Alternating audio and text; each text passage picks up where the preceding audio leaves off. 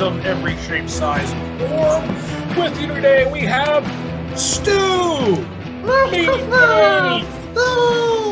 Rob, and the incomparable Jeffrey. So this is our holiday cheer edition. It's been a while. It's been and since I think. Not forgetting James. Hurrah! You didn't introduce yourself. I said me, James. Oh. All right, wait. Should we start again? Merry Christmas! No, we're good. We're good. We're gonna keep going because we don't. Yeah, I'm playing. So it's been a while. I mean, we're obviously out of practice, right? Since we only did this last in March. Mm. How's life for you guys since then? How's Great. that pandemic treating you? Yeah. It's a little more strict over there, I've heard. No. Go ahead, Stu. It's been great. I've had a fantastic time. It's changed my life. I'm gonna say, like, I think Stu's made out really, really well. Rob, how Yeah, totally. So well, Stu's on something tonight. I'm not sure what that is. Coffee. Christmas high. Christmas high. That's why. I mean, he's a tree. I am a tree. I am a tree. Oh my God. I am Groot. Okay. Okay. Yeah, I'm all good. I know that I had a fairly eventful summer, and we just couldn't really connect. And then we couldn't decide what to do. But Stu, you presented the idea. Why don't we do something about Christmas? Do you remember my initial reaction? Fuck no. I'm not going to say that's accurate, but it may be accurate because I am not the biggest fan of Christmas, and maybe we'll discuss why that is. But I try. I think you've said bah humbug before. To not be too much of a Grinch. You know, I'll listen to some music every once in a while, and I will try to play along with Whamageddon, if only because it's fun. Yeah. It never works out. I have Whamageddon assassins in my life. Oh, really? That's not good. Yeah. Sad. But we'll see how it goes. This year might be different. We'll figure it out. What's Whamageddon? Oh, Stu, you were the first person I ever heard of Whamageddon. So Stu, you explain. Yeah. Basically, the song "Last Christmas" by Wham. I know that. So the idea is that if you can get to Christmas Day without accidentally hearing "Last Christmas" by Wham, then you win. Too late. I don't know you win, but yeah. It's already too late. It starts on December 1st. Yeah, exactly. So yeah, okay. And there's other rules and stuff, but that's the general gist of it. You have to just basically not hear publicly "Last Christmas" by Wham. I've already heard it at some store. Already. No, but it doesn't. But it only include. It's only if it's the actual track itself. So it can be a cover. That's fine. You can hear somebody singing it in the street somewhere. But you lose if you just hear the actual track. Okay, so covers don't count. I think it was at Walmart, and it was the actual. It was the actual one though. But it's not December 1st, so it doesn't count. Did you hear it on Halloween? Because I think I heard like a Christmas song either on Halloween or the day after. Probably pretty close, yeah. Christmas creep. This is why, Stu. This is why. Yeah. But there's a slight Geordie joke for you from the northeast of England. And when you're saying if things are getting a little bit hot, you go, "Well, I'm getting a bit Andy and George." So, what do you mean? "Well, I'm getting a bit Wham." Oh my God. No one. Wham. Oh my God. Oh Yeah. Wow. Can I just say, yes. The Brits are responsible for all the shit Christmas music that exists. Does that include all of my Christmas tracks that I've released? They have this whole. I feel okay. I'm going to have you hold on to that sentiment because we might get to it. Okay. I have something planned, and if not, like we could segue into that. Okay. I do have this weird relationship with Christian. For as much of a Christmas hater that I am, I do have this like love-hate relationship with some Christmas music. I mean, Last Christmas is an example. Like, I kind of hate it, but I also kind of love it. And Oh God. It's too Can't help cheesy for myself. me, man. It's just a little too cheesy. Yeah. Christmas is the time for cheese. it is. Yeah, but It this is is. more of a big cheese. Yeah, Cheesiness. but You know, You know because what? it's the time for baby cheeses. Baby cheese. know- Ew. Oh man, I should have bought Definitely some goes to some of those Stu. baby bells. What's Rob Jesus. saying? Sorry, I was just saying, the UK has a really strange relationship to Christmas, I think, compared to North Americans. Like we tend to romanticize it a bit. We love all that Bing Crosby stuff and Frank Sinatra, and it's that whole thing going on. But over here, it's like much more schmaltzy. I don't know that they love writing really bad. They have a whole phenomenon here where they write a Christmas #1 hit. And Is this like the Love Actually thing? I know, that's what I was thinking. there's this whole phenomenon over here where, all these musicians try and write a Christmas song, and then it's kind of put to the public, and they decide, who's the best, who's going to be the Christmas #1. And it's so bad, it's painful. It's worse than. So I feel like that's some context for the movie I never knew. So does Grandma Got Run Over by a Reindeer get much play over there? No. Really? But for the last 2 years, we've had Christmas bastards. #1s about sausage rolls. Yeah. I do like Not a a good joke. sausage. Yeah. They take schmaltz to a whole new level. Yeah. Wow. Have you heard Okay. Grandma Got Run Over by a Reindeer, Stu? Yeah. Okay, just checking. I wasn't Stu's sure if all it- about that American culture. That's why, like, Oh, I yeah, don't that's really right. have to fear with anything I put up here. And the day that we put something up here that Stu doesn't know, I'm Yeah, gonna. you have to remember when I was growing up, I desperately wanted to move to America. But Never happened. But have you heard "The Night Santa Went Crazy" by Weird Al Yankovic? No, but I'm going to look it up. Yeah. You can hardly walk around the North Pole without stepping in reindeer guts. Wow. And we'll get the hang of the Christmas spirit Wait. at some point, I'm sure. But anyway, carry You're on. doing this Christmas show thing tomorrow, aren't you? No, the 9th. The 9th. Okay. 9th of December. Oh, there we go. Jeff gets double duty here. No, I was just because like I sent you a Ben Folds song, which I've always thought was hilarious, called "The Bizarre Christmas Incident." Yeah. With Sam like getting stuck in the chimney and dying. Gremlins. Which I guess I made. We used to have this thing with some friends and I, where we and my wife, where we would make mixtapes, mix CDs, and we pass them among friends, and we had these like impartial judges, and so like one of the themes was a Christmas album. So I went with the most offensive Christmas album ever. Nice. Yeah, and I want a copy. well, I might still have some of that, but speaking of which, like I had some South Park tunes on there. Mr. Vandals, Hanky, it's Christmas time for my penis. Nice. All the good stuff. And I don't know if you've ever heard these albums. Vandals Christmas album. Nope. Hey, dude, I know the Vandals, but I've not heard the album. Say what, Rob? Hey, I was saying, Stu, do you know the one in the top left? Yeah, that's mine. And still, I didn't know where else to put it, because not only have I not seen this, I guess it's a mini series. I've never heard of it. So I'm like, if you want to talk about your box of delights, Yes, I do. better say it now or forever hold your peace.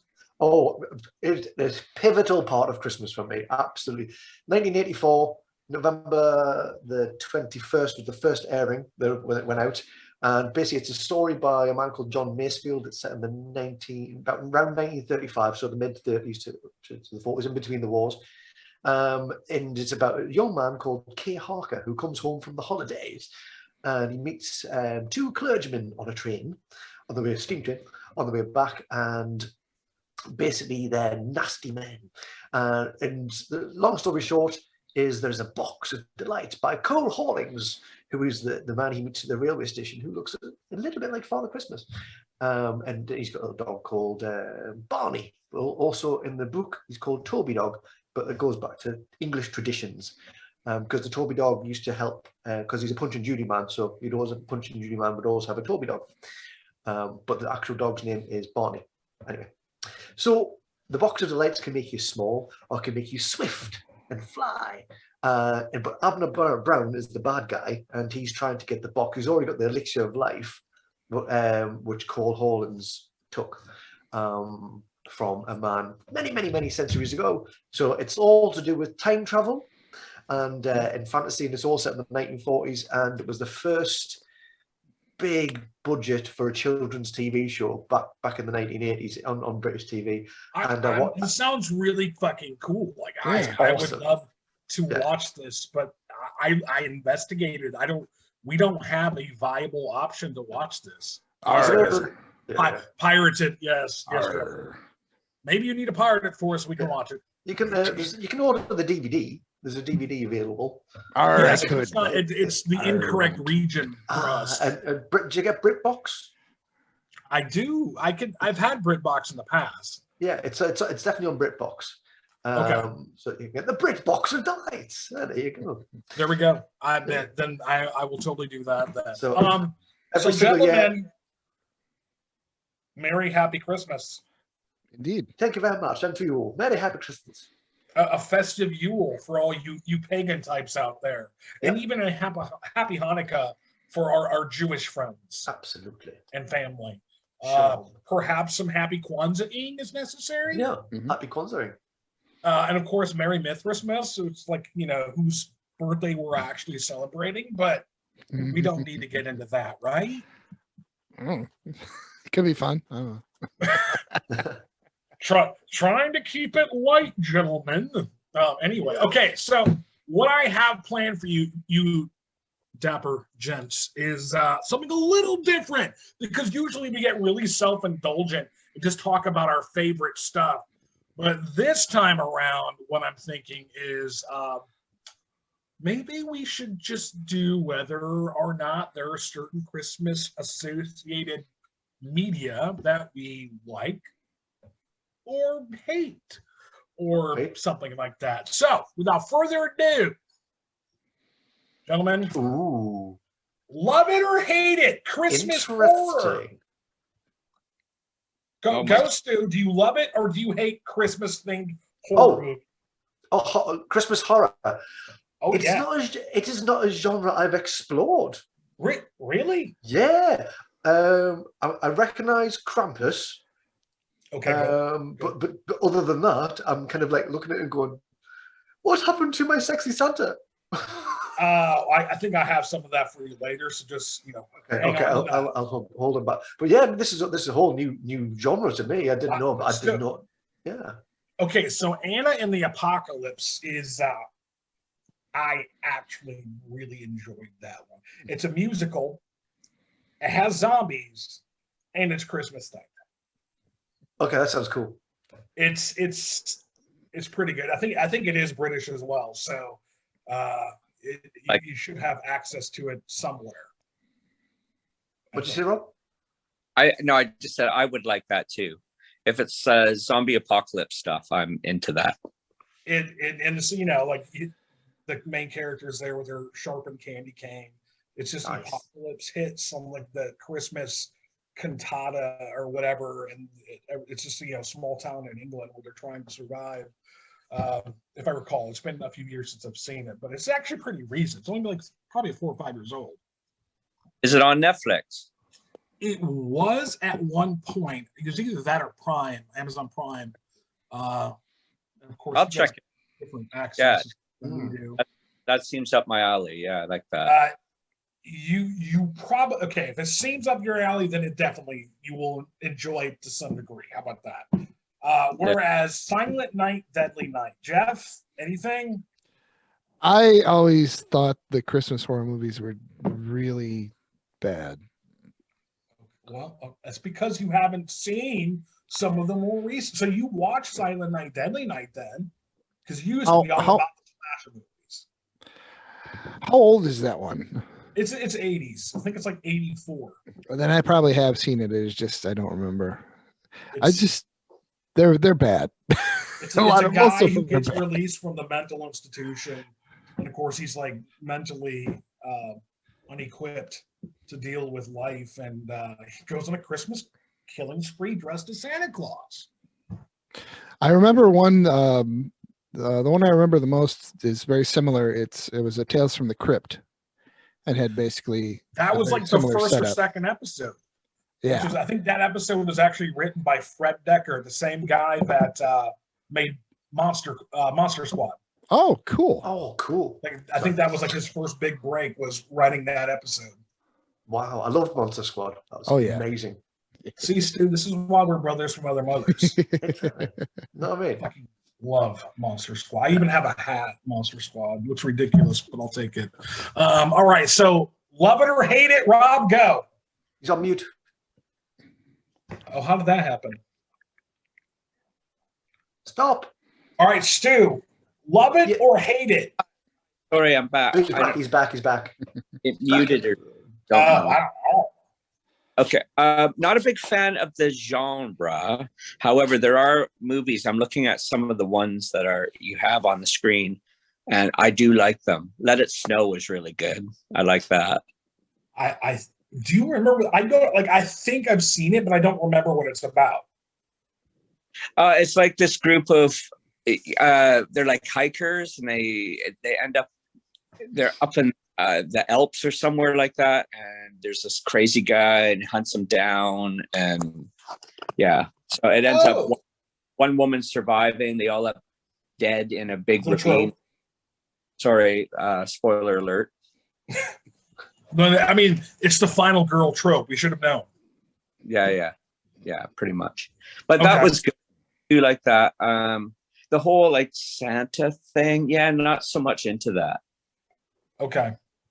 Well, I think it was fairly novel, and I think the original Black Christmas, which I have below this screen here, they remade it a few years ago, but the original one was from like the mid to late 70s, and I never had seen that one. I've only ever seen the remake. And of course, my father was obsessed with horror movies. So you know what we did on Christmas Day? We watched Silent Night, Deadly Night. Along with Return of the Living Dead, which scarred me for life. Probably told the story before. I'm not doing it right now. But then again, you have these other things like Krampus. You've seen Krampus, Rob? No. Stu, Jeff, no Krampus? I've started. I didn't finish it because Richard came in the room and he hates horror, so I had to turn it off. It was a very pleasant surprise. I actually think I would give it a thumbs up. So from Stu, love it or hate it? What I've seen of it, I loved it. What I've seen of it. Okay. I think that's, I think I'm going to have to go with love it, just because Christmas, horror, it just goes hand in hand, right? So, hey, James, what did you get for Christmas? Trauma. Yes, that is my life. Okay. There we go, guys. Oh my God, this is me. Oh no. The Rankin Bass Christmas specials. Oh my God, love it. Okay, so go ahead, Rob. I'm all over that, like a fat kid on a smile. This is all. I had no idea they had made so many. I mean, I guess with this list, I recognize most of them. Yeah, and I even own a few of them. What's your favorite, Rob? Frosty's up there. Oh, I don't know it. I love all of them. Like, there's a clip there's a pic in the bottom right corner of the screen of Rudolph and the elf guy. Which one's that from? That's from the original Rudolph the Red-Nosed Reindeer. Rudolph one. Yeah, I love that one. Of course. Frosty, love that. The Jack Frost one was cool. Love that. That whole series. There's some there I don't recognize, which is cool. Like Nestor. Okay. Don't know Nestor. I actually own that. I have a 2-pack DVD. I bought it because there's one in the bottom left corner that says The Life and Adventure of Santa Claus. And Jeff, I've made you watch this. Yeah. It's probably my favorite because, shouldn't say because, but it's steeped in some sort of like Santa Claus mythology, and like I'm hooked. It has absolutely nothing to do with religious faith, which is even funnier. Even the fact that they call him Santa Claus is not explained by the fact that he's a Saint Claus or anything like that. It's like completely pagan, and it's based on a story by Frank Baum, the guy that wrote Wizard of Oz. Oh, cool. And so like all these little, like there's like forest spirits and nature gods, and it's like completely like an acid trip as a Christmas special. That is cool. I'd like to see that. We need to watch it. I highly recommend it. And of course, it's the typical Rankin-based stop motion thing. Which one was that one? It's the one I'm talking about. Is the bottom left there. This is The Life and Adventure of Santa Claus. It's been long enough that I don't really remember. I remember watching it, but I don't really remember it. So we should watch it again. I'll have to start. I'll take up drinking for Christmas again. Yes. Only eggnog. Don't take any of the weed. I won't take any of the weed. I'll take the alcohol. That it might mess you up if you take the weed. I'll take the weed. Yes. All right. So, Stu, love it or hate it? Love it. I can't say it. I've seen these, but I don't have a massive context for it. But I've seen them on the TV and enjoyed it. But I didn't know it was like a group of things of just, to me, they were just like random cartoons here and there. They're the same. This is the same guys. I don't know if you've ever seen it. They also did the animated Hobbit and Return of the King back in the late 70s. Yes, I knew I recognized it. Yeah, Rankin Bass are the same guys. The greatest adventure is what lies ahead. What's happening? Sweet baby Jesus. Okay, look, I'm not saying it had the greatest soundtrack, but I may have wandered around the woods aimlessly as a young lad with paper, like brown construction paper tied to my. Oh, we've all done it. All done it. Heave, ho, splash, plunk, rolling down the hole. Those songs stick with you, man. So Rankin Bass, I'm gonna have to say, love it, even though some of the things up there are a little bit not cool. There's a reason why you probably haven't seen some of these, but whatever. Jeffrey, love it or hate it? I haven't seen most of these, but I've always loved Frosty. Rudolph, not so much. I think I like How do you not like Rudolph, Jeffrey? Yeah, it's okay. It's a little. All right. It's a little. What? Okay, maybe that's the thing. Maybe to enjoy some of these films, you have to be under the influence.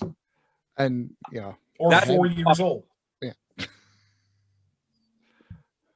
Or 4 years old under the influence. Or that. Don't call CPS, please. Okay. Going to the next one. Hurrah! All right. Christmas food and drink. Lovely. Number one, guys. Christmas pudding. Hurrah! There you go. And I put this up here because Jeff and I have probably never eaten it. Is that figgy pudding? Know what it consisted of, but the only reason I really know of it is because of the song "Deck the Halls," like the second verse. Is that figgy pudding? Yep. Also called, like, I think they're both. It's the same thing, right? Yeah, it's the same thing. Yeah, Christmas pudding. Yeah. Christmas pudding or figgy pudding. No, bring us our figgy pudding. We all want some figgy pudding. Right now. One of you. And we have do you know about the tradition of the figgy pudding? And absolutely not. No. Go ahead. Do tell us. Well, we bake coins into the figgy pudding. What the fuck? Is that why British have such bad teeth? No. Shit. You bastard! Got him! That's okay. I have plenty of British in me, and I have bad teeth. Well, it's been a while since I've had any British in me, but anyway, that's another story. So yeah, there's the Christmas pudding. They used to bake coins into it, and you'd go through the pudding, and if you'd find the coin, then you'd be the winner, and you get to keep the money. But they also set a light to it as well. So there's a big ceremony. Set it on fire. They do. They set it on fire and they bring it to the table. Was it some rum or something? Yeah, rum or whiskey. Yeah, basically high beer wouldn't work. It wouldn't be a good idea. But yeah, so yeah, whiskey or rum. Rum's generally then it can be served with a rum sauce, which is rather nice. Wow. Yeah. Okay. So although Rob, Richard really likes it. Assume that you've had some figgy pudding, some Christmas pudding. Richard makes it every year. We don't buy it. He specifically goes ahead and makes it because it's a part of his Christmas ritual. He's a Christmas hater, but he loves the food. You know, I think Richard would get along this time of year. Here a bit because as schmaltzy as their music is, Christmas music, the food over here is unbelievable at Christmas. It's so good. Yeah, I like the sticky toffee. Yeah. Oh, I mentioned that sticky toffee pudding has got to be the best thing I've ever eaten in my life. I thought it was magic. I agree. And I've never had figgy pudding, Christmas pudding, Stu or Rob. Compare that to the sticky toffee pudding. Sticky toffee pudding's better. Sounds like okay. Okay, what does it taste like? Well, it's figs, right? So when I eat it with my American palate, you know, it reminds me of Fig Newtons. Mm. You ever eat a fig? Yeah, I'd eat that. So all I have to do is light a Fig Newton on fire. It's dense like a cake, right? And it's really super moist. So it's because it's just saturated with liquid. But to me, it tastes like a Fig Newton to me. And I'm down. And you serve it with custard. And custard cream on that. I am absolutely down for this. I've had trouble with figs ever since I learned that the crunchy things in figs, I think they're jewel wasp larvae. The crunch when you crunch into it, it's actually their mandibles. No. It's their mandibles. Why would you do this? I must share my burden. You also ruined the Great British Bake Off for me. You did. I had no idea. Damn it, Jeff. I'm probably wrong. I was told it's the only name I know. I have heard the same thing. You've heard the same thing? About the waspy thing, yes. No. Yeah. Yeah. The crunchy stuff is not only a jewel wasp larvae, it's particularly the mandibles. No. All right. Crunch. When you edit this, you should put up a little blurb about whether or not that's true, because I'm curious. It's true. But it is true. The figgy pudding's not baked, by the way. Oh, well, I mean, okay. Really? How does it get the cakey consistency? It's you put it in a steam bath, and it's steamed. You've got to wrap it in foil and put a little handle on it. And it takes hours and hours and hours to cook. It probably comes from a time where a lot of people didn't have ovens. It's full of suet. Ah. Okay. What about fruitcake, guys? Nah. How very dare you? I don't like it. Me neither. I'm not a fan. I've had it once, and I cannot say that it appealed to me. It's not great. It's not great. No, I don't like it. Apparently, the good stuff's like soaked in rum as well. I've never had that. I've only had like the non-alcoholic type. So like maybe that's the difference. Isn't that what the old timey folks did with everything that tastes bad? Is like just put enough booze on it, you'll forget about the taste. I mean, our ancestors knew some things. Okay. Credit to them. All right, so we're all hating on fruitcake. Yeah, we're all hating on fruitcake. I feel like we're just jumping on the cultural bandwagon with that. Like I was kind of hoping one of us could defend it, but no. If Richard was here, he'd probably defend it. Would he? Yeah. Oh. He loves sort of like Christmas puddings and Christmas cake, fruitcake. Okay. informational thing. Eggnog. Oh, I love it. Love it. Love it. Love it. Love it. Okay. Jeffrey, Right. love it or hate it? I don't drink, so You can get the non-alcoholic stuff, Jeffrey. okay, Jesus. that's true. Not a big fan. Okay. There we Yep. go. I can Stu? take it or leave it. I'm somewhere in the middle, but it's probably because I've never had it made from scratch. I've only had it from the carton or the bottle. That's true too. Yeah, that's true. Yeah. But Rob, Stu, as some, Stu, are you thinking of avocado? I am thinking of avocado. It's not avocado. It's totally different. Now, the Brits don't have eggnog here. what?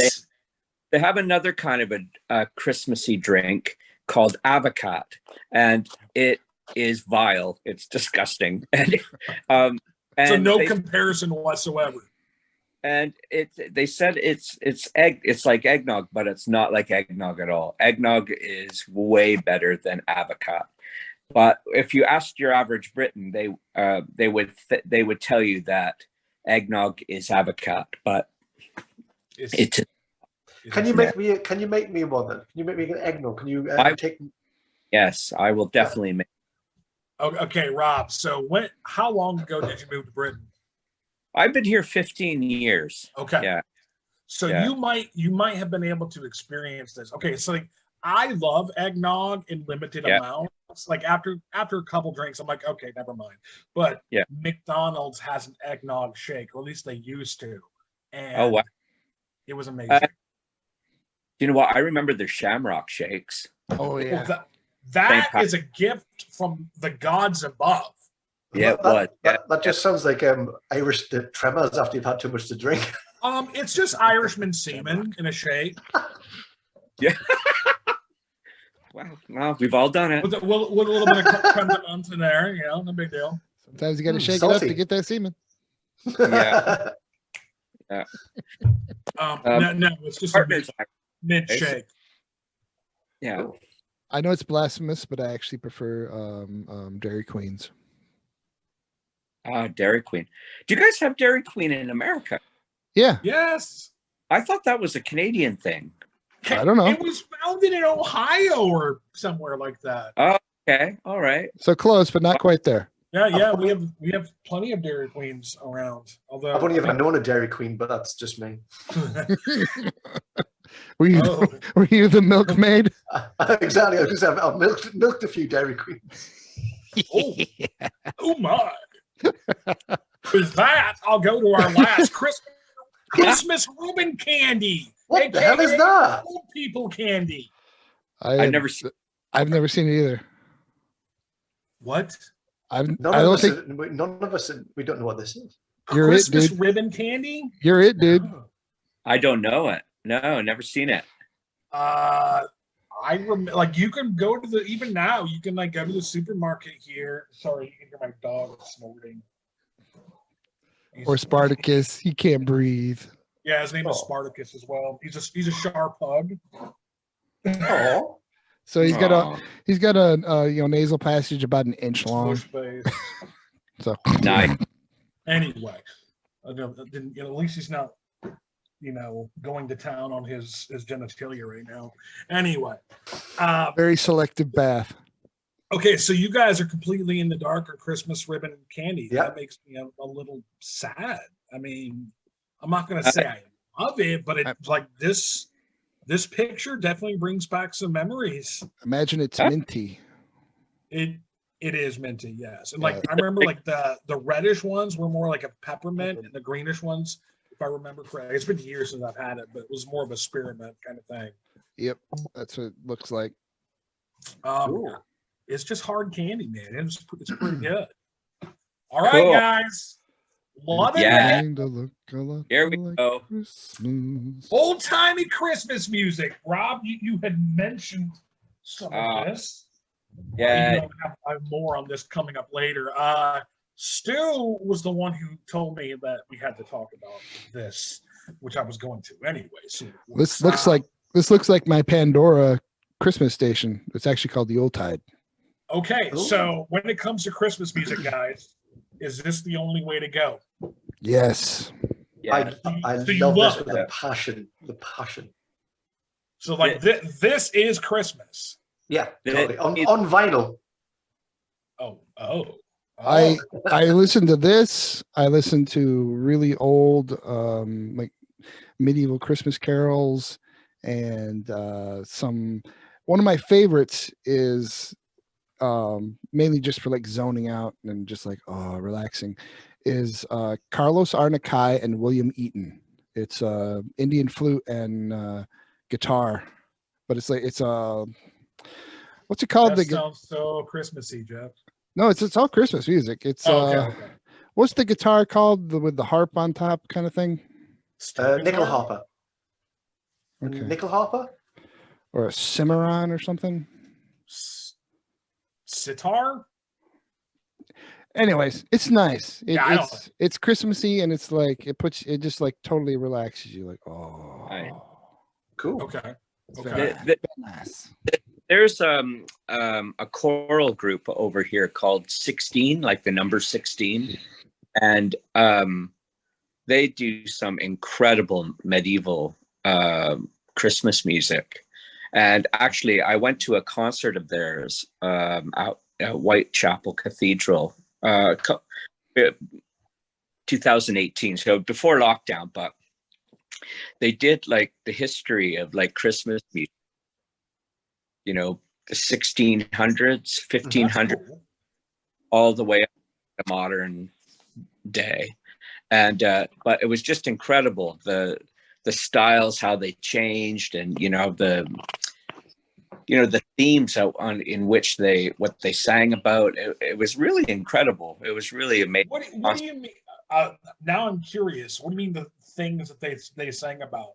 Because I just imagined it's like Gregorian chants, singing something in Latin, and it's all like praise to Jesus, but we're gonna die kind of thing.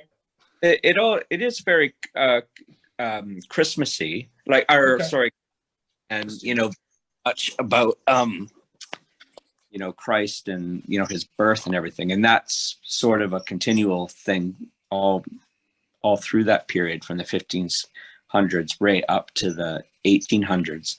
And then interestingly enough, well, there's a period in the 1700s where a lot of Christmas music was based around royalty, you know, and the king and the queen. King Wenceslas. Yeah, exactly. And what's the sauce? Wenceslas? Yeah. Applesauce? Coleslaw, yeah, something like that. Yeah.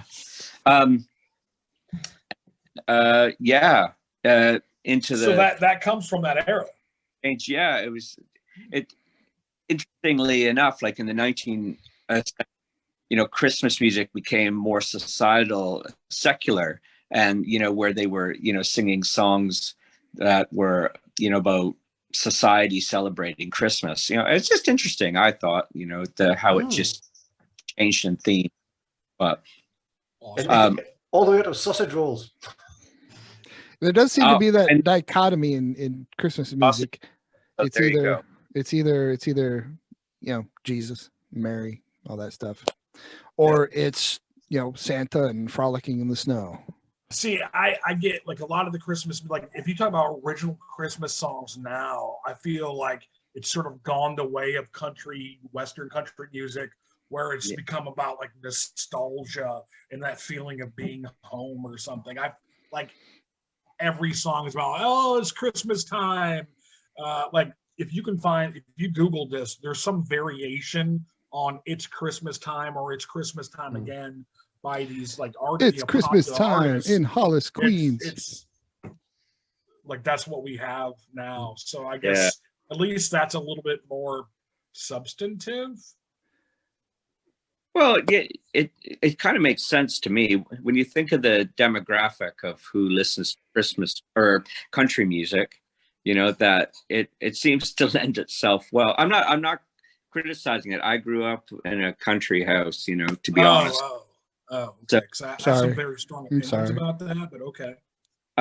No, and I'm not, you know, that was my upbringing. You know, I can't help what my upbringing, but you know, the folk, you know, French Canadian folk music, and you know, was my background.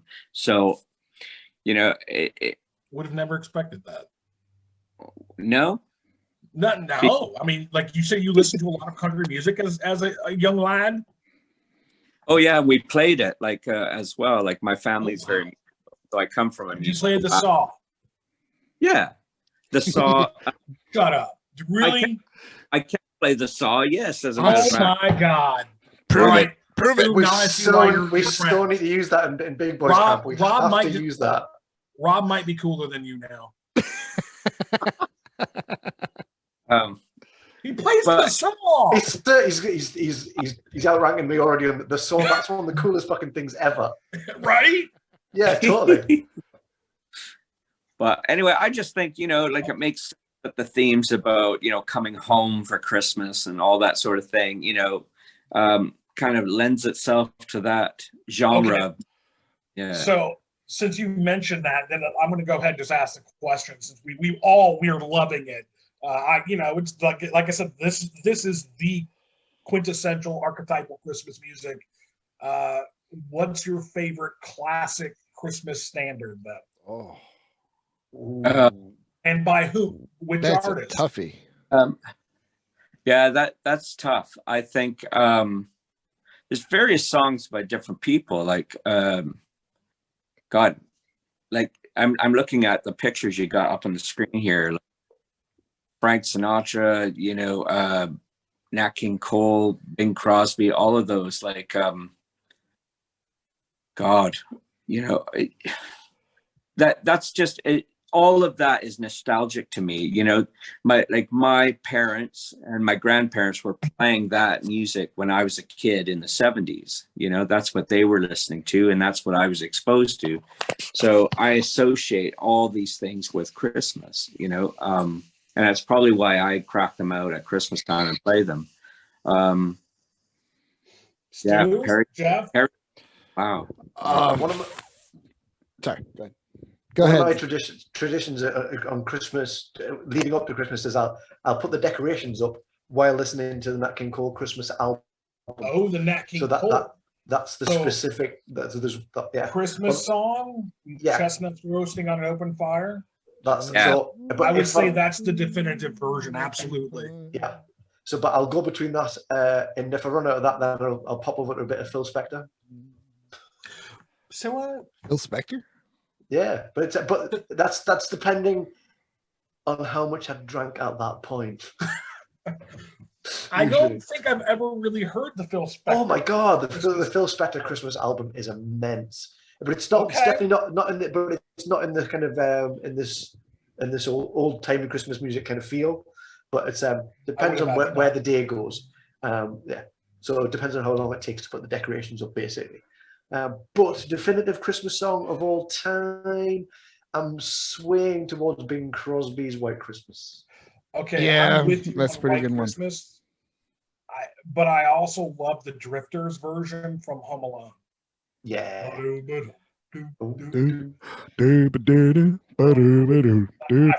Yeah. Like that all day. Then again, the Bing Crosby is kind of like the Dreaming of a white Christmas. Apparently we're barbershop quartet here, guys. Anyway. I love all this old music. And with Rob on saws. Yeah.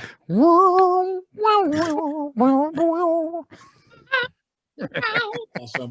Okay. Any parting words on old timey Christmas music before I move on? Yes,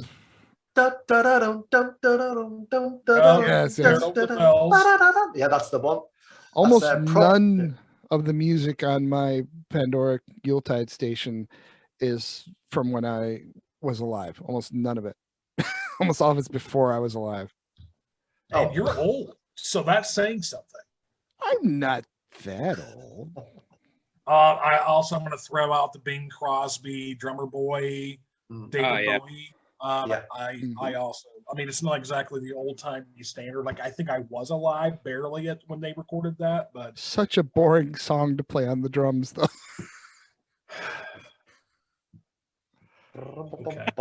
okay. It's more about the sentiment, Jeffrey.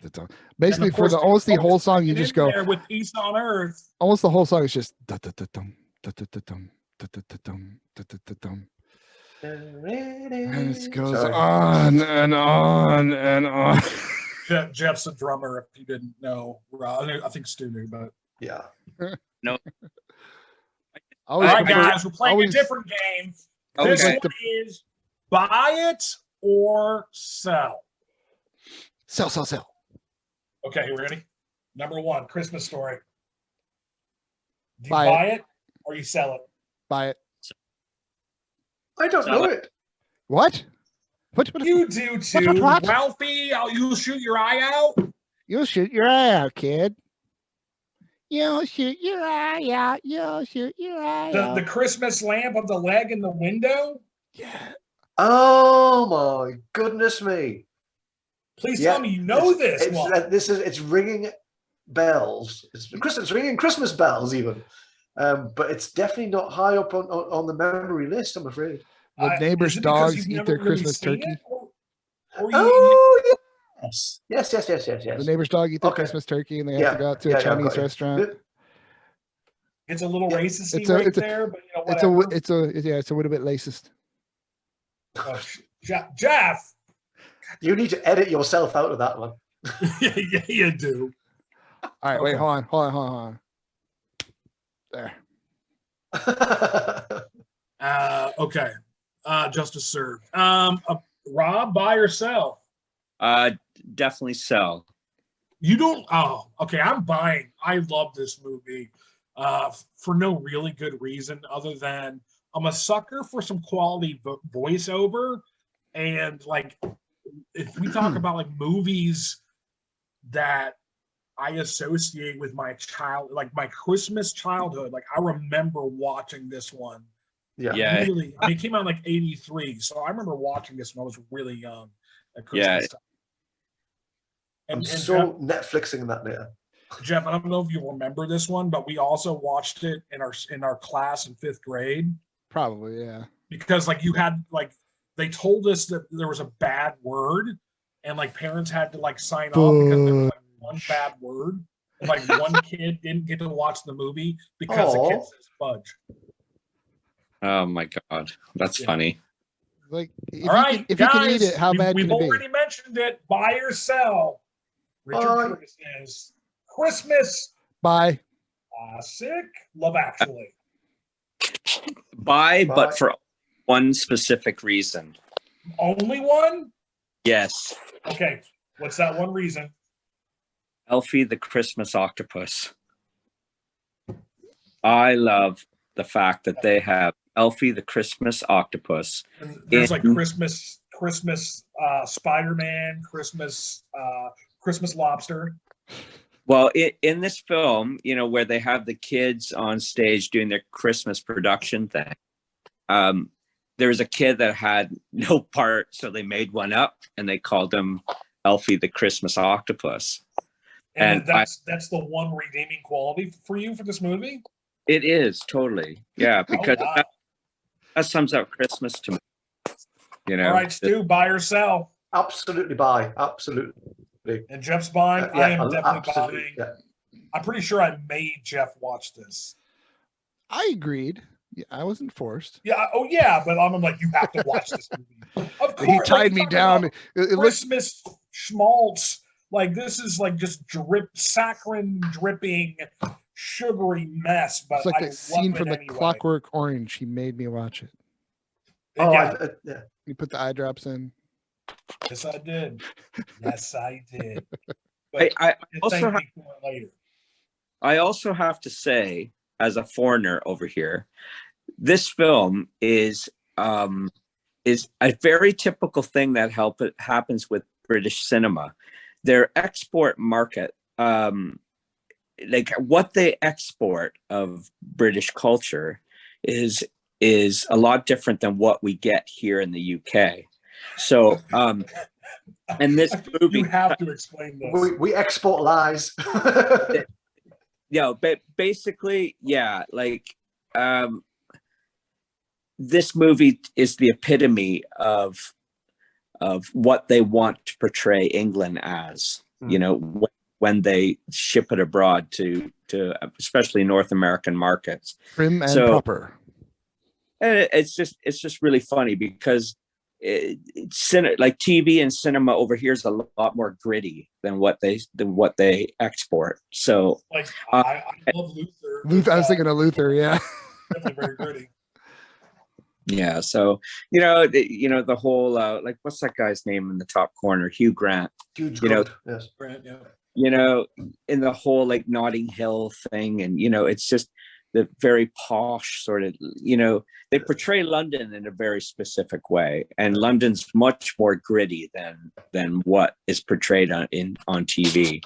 Anyway, almost like it's a major city and all. Gritty areas. The first time I ever went there, like I was trying to take a train back from Victoria Station, and somebody got murdered at the station that we were supposed to go to. So like I remember sitting on the floor at Victoria Station for like 8 hours before we could actually go there. Really?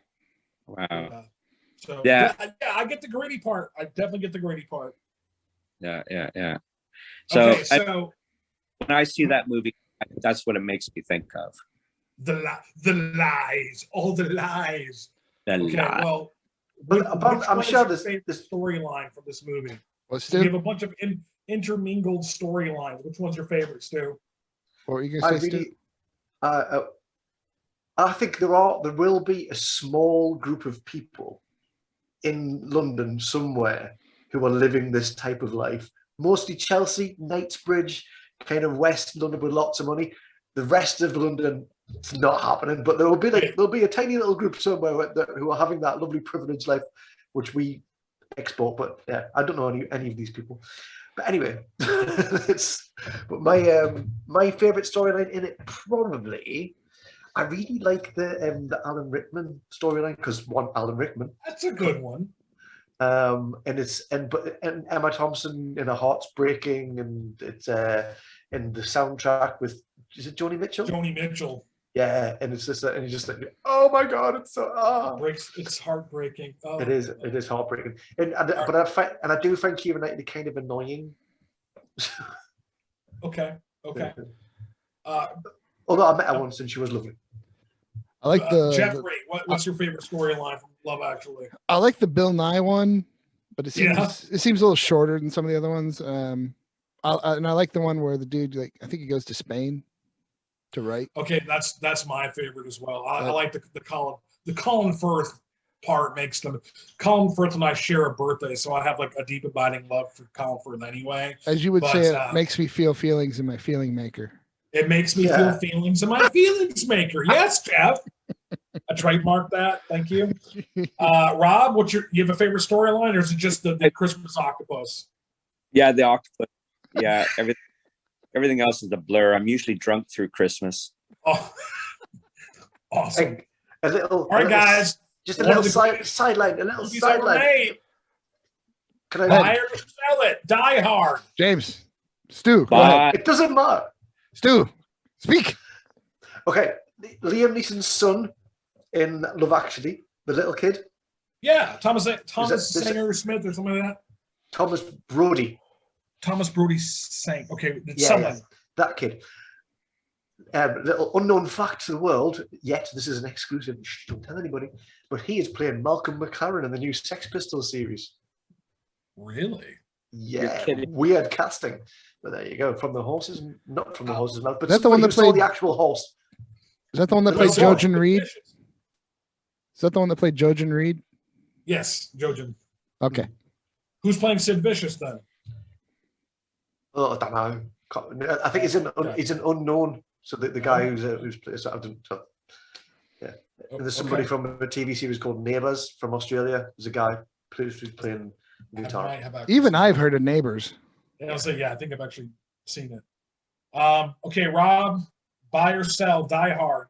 First of all, do you buy it or sell it as a Christmas movie, or do you buy and sell it as just a Christmas classic? Both. It's a classic, definitely a Christmas classic. I would definitely buy this, and I actually watch this at Christmas, all the time. Hey, so do we. Mhm. Because What do you- Christmas is not complete unless you see Han Gruber falling in slow motion from Nakatomi Plaza. Exactly. Like fuck off the rest of it. Like I need to see that. Funny story about that. The look on his face when he's falling is perfect. Oh, isn't it? There's that true fear, and because they went, if I remember the story right, they were like, all right, this is just a practice. We're actually not going to hit the release on the rope. We're just going to practice up to that point, and then we're going to stop. And the director was like, we're going to drop this motherfucker. Yeah, it was on the Netflix like the movies that made us. They talked about that. And That's a real surprise. Yeah, and he was pissed. But it's so perfect. So surely he got over it, right? I would hope so. Okay. Stu, buy or sell? Buy. Absolutely. Jeffrey, buy or sell? Buy, sell, so I can buy again. I like where you're going with I'm also gonna torrent it. Lovely little tie through there with Alan Rickman in both Love Actually. That's true. Yeah. Alan Rickman. That's just okay, guys. Christmas Vacation, Chevy Chase. Love it. Love it. This is my wife's favorite Christmas movie. It's one of my wife's favorites too. Oh, maybe it's a Brandy thing. Is somebody chopping down your tree, Stu? Where'd you go? What happened to Stu? Do you have to water the tree? What's going on here? Oh. Oh, yeah. So I guess, Stu, that means you're going to buy it because you already bought it. I already bought it 2 weeks ago. So Rob's definitely buying. You said that's one of your favorites? Yeah, one of my faves. Yeah. So let me ask you this, because like my wife doesn't have a very adequate answer. What makes this one so good to you in terms of Christmas movie? Like, why do you love it so much? I'll be honest with you. It's not even. It's Chevy Chase. It's the whole National Lampoon thing. You know, I've watched all of them. I love it. I think he's an amazing comedic actor. He's one of my favorites. You know, him and John Candy, that whole era of SNL. Candy. Yeah. Oh. You know that. Don't forget about Wagons West. I'm a huge fan of that. Wagons East. Yeah. So I think anything that Chevy Chase is in, I'm going to watch it. Like, does that mean you've watched Community? Community. Yes, I have. Yeah. I need to watch Stu more knows of that. I have a level 10 obsession with Community. Yeah. I need to watch more of that. That was pretty good. It's so good. It's so good. You showed Brandy and I the D&D ones. Those were awesome. Basic Community is my life. And the one with the chimp and the pen. Oh, yes. That was freaking hilarious. Classic, absolutely. Okay, so Jeff, buy or sell Christmas Vacation? Well, like I said, buy it and sell it so I can buy it again. So you love it that much too? And torrent it. I see, like, I'm at the point where, like, I'm not going to sell it, but, like, I just don't get as stoked about Christmas Vacation for some reason. Like, I like Chevy, I especially like, I love Chevy Chase and Community. And then, like, going back to these, like, I feel like his shtick wears thin. And have you ever read about, like, the beef between Bill Murray and Chevy Chase? No. So back when the two of them were on Saturday Night Live together, because like Chevy Chase was only in the first season and then he left. Apparently they got to like fisticuffs by like they were insulting each other. They got on each other's nerves so badly that they actually broke out in a physical fight and they had to be like separated. And as Bill Murray, why weren't the cameras rolling? As Bill Murray is getting dragged away, like, this is what Bill Murray says to Chevy Chase. It's like, you're a medium talent comedian, which is like, if you think about, like, it's such a fucking brilliant. Yeah. Like, you're so okay, but Yeah. that is sick burn. You know, like, Bill Murray in a blinding rage. That's what he says. I think like I'm gonna have to pick Bill Murray in that fight, man. But still, I would if I was Chevy Chase, I would have taken that because it's from Bill Murray. I bet he thought he was the like. Apparently, there's all sorts of stories about how notoriously dickish Chevy Chase is in real life. So if you watch the Community seasons with him in it, like apparently, like that character is actually Chevy Chase, but he never really quite caught on to it. So the writers kept like just including his own speech into the dialogue. Like did old white somebody man tell him says. eventually? So yeah, like old white man says is really Chevy Chase. I like amazing. I like the torture of the bougie neighbors throughout the movie. Yes. Oh my god. Yeah. Especially and little Leonard. What? And little Leonard from Big Bang Theory when he's a little boy. It's so sweet. Before Roseanne. Nice. All right, go to the next one, guys. Buy or sell it, Elf. I sell it. I resisted. Hard sell. I resisted this movie for a long time, and then I watched it, and it's like, all right, that's pretty good. So you're buying. More torrent, but yeah. Okay. Stu? I have bought it, but I would probably give it away as a gift. But I do know somebody who actually played him on stage professionally, darling. Oh. Yes. It was way better than I thought it would be. So I went in with such low expectations, though. So that's probably why I liked it. Yeah, well, I know the younger generation, they love this movie. And I've never Christmas Vacation, like I can see the appeal to a degree. I don't think I ever said, but I would probably buy it. But Elf, I'm gonna sell it. I don't like it all that much. I don't really think it's all that funny. No. It's too slick. Is that what it is? Although Peter Dinklage is pretty fantastic. I was about to say Peter Dinklage. That's pretty awesome. The Dink. Okay, so what about Charlie Brown Christmas?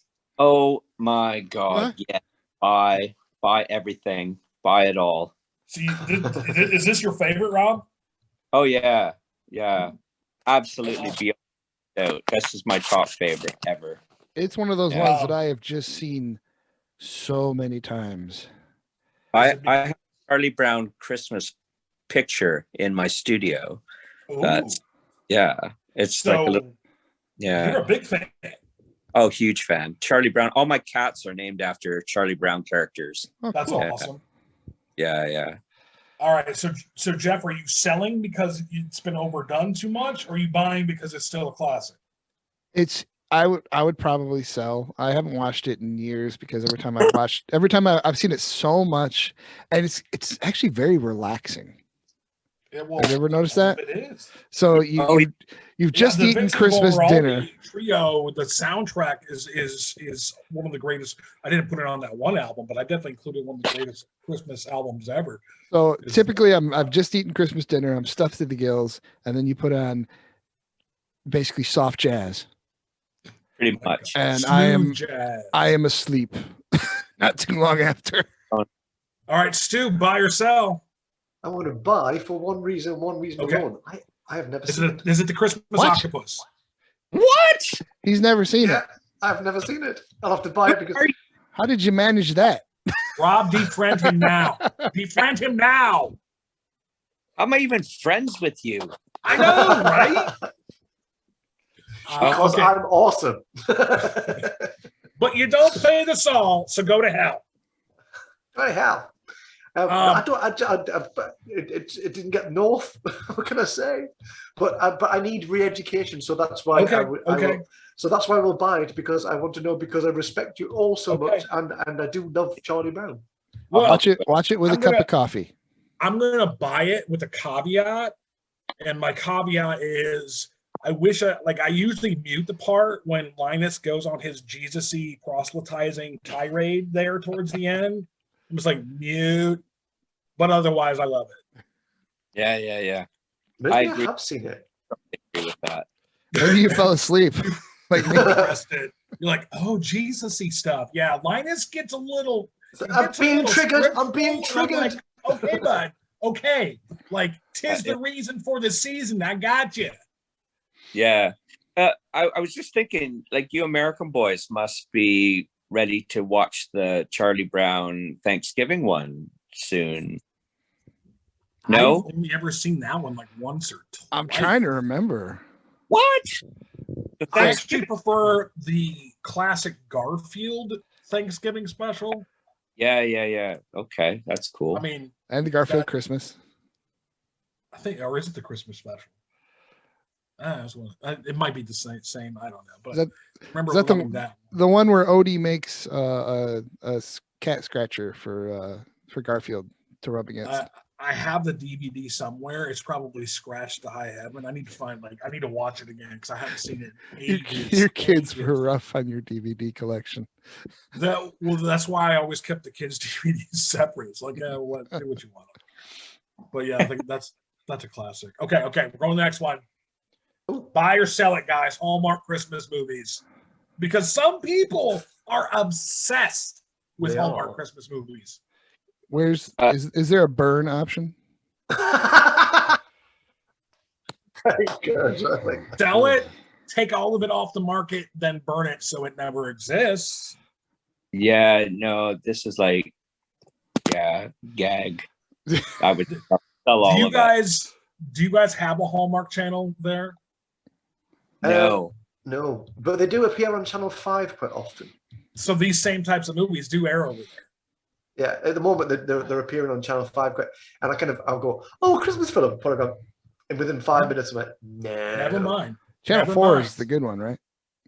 Say what? Channel 4 is the good one, right? All documentaries. Channel 4's all right. Well, that is the station I've appeared on. Oh, cool. Was that your art show? Yeah, that was them. Draws Off Darling. Yeah, do you have a copy of that? You should put it on your channel. I don't know if I'm allowed to. Yeah, it's on Channel 4 or D anyway. Okay, anyway, so we're all like hearts, like sell it, get rid of it. Yeah. Well, there's get rid of it. Yeah. I'm not. I can barely stand 10 minutes of any of them. Oh, Gremlins. Yes, awesome. Yay. This is right up there with me for like I have to watch Die Hard and I have to watch Gremlins. It has one of the most disturbing scenes I remember watching as a kid. It has a few. Where she's talking about her father. That messed me up a little bit when I was a kid. Just thinking about that. I don't remember that. What Remind me. What was that? The father didn't come home for Christmas. And they, after a day or so, they called the cops and they put out notices and they looked for him. They couldn't find him. And about 3 or 4 days went by and they started noticing this really bad smell. Oh my God. And they did that thing where they sniffed around and they found it was coming from the chimney. He had tried to come down the chimney as Santa, but he slipped and kind of rotated and broke his neck. And so that's why she doesn't like Christmas. The microwave had no effect. What? But the gremlins in the microwave exploding had no effect. Yeah, it did. It was like, whoa, cool. Oh. Okay, so that explains a few things. It was her associating Christmas with her father breaking his neck.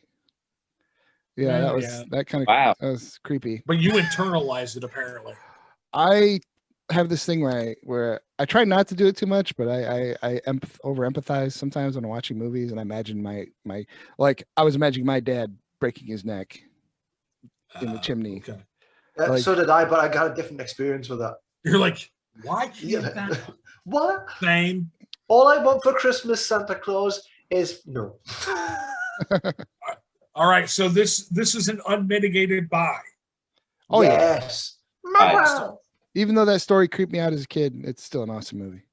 Hell yeah, it is. Okay, Jingle All the it's also Spielberg produced. Gremlins or Jingle All the Way? He had the golden touch in the 80s. Okay, guys, I don't know if you've seen it, but Jingle All the Way, starring Arnold. I haven't seen it. Oh, Jeff is trying to suppress the gag reflex. Stu, have you seen Jingle All the Way? I've seen it twice. And you will never see it again? Probably would. If it's on the TV, I might watch half of it and kind of go, oh yeah, okay. All right, so this is a sell. I'm gonna have to sell it as well. This is the debut of one Jake Lloyd, who apparently is sadly institutionalized for mental issues, but he played Anakin Skywalker in the Phantom Menace.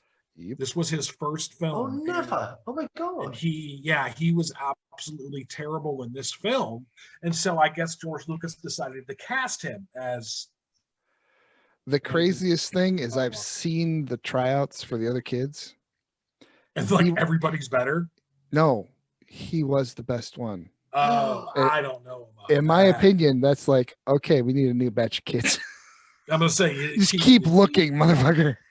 Yeah, he's pretty terrible in the movie. Of course, some people love this one. I try to include something from the 90s, but I don't know. I think we came up the with ref. You should have included the ref. Is that a Christmas movie? Yeah. Well, I see. I would say that that's a backdrop, but I don't remember enough Christmas stuff about it. Well, don't you remember he's dressed as Santa as he's escaping? Nah, I think it's been years. Have you guys seen the ref? It rings a bell. But with Dennis Leary, isn't Dennis Leary, yeah. Kevin Spacey. Yep.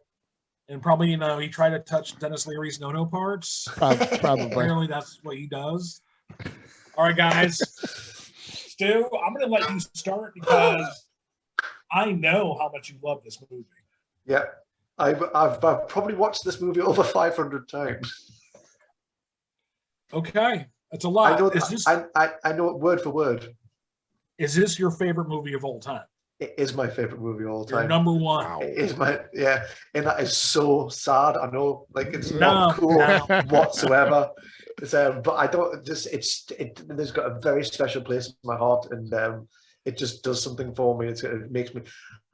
I wasn't feeling terribly well. Was it last week? I was feeling lonely. That was it, and I was craving Home Alone, and I've left my DVD up north, and I couldn't watch it. So I went out and bought Christmas Vacation instead. Okay, it works. Rob, you've not said anything about Home Alone. What's your take? When it out, I really liked it. I think I watched it too many times, and now I'm kind of off of it. Oh, so Charlie Brown and Jeff. I feel pretty much the same about this one too. I like that.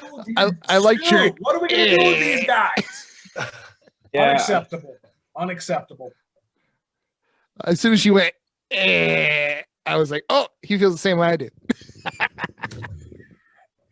That's all I can say to that. Okay, so Jeff and Rob both sell Home Alone. Yeah, oh my God.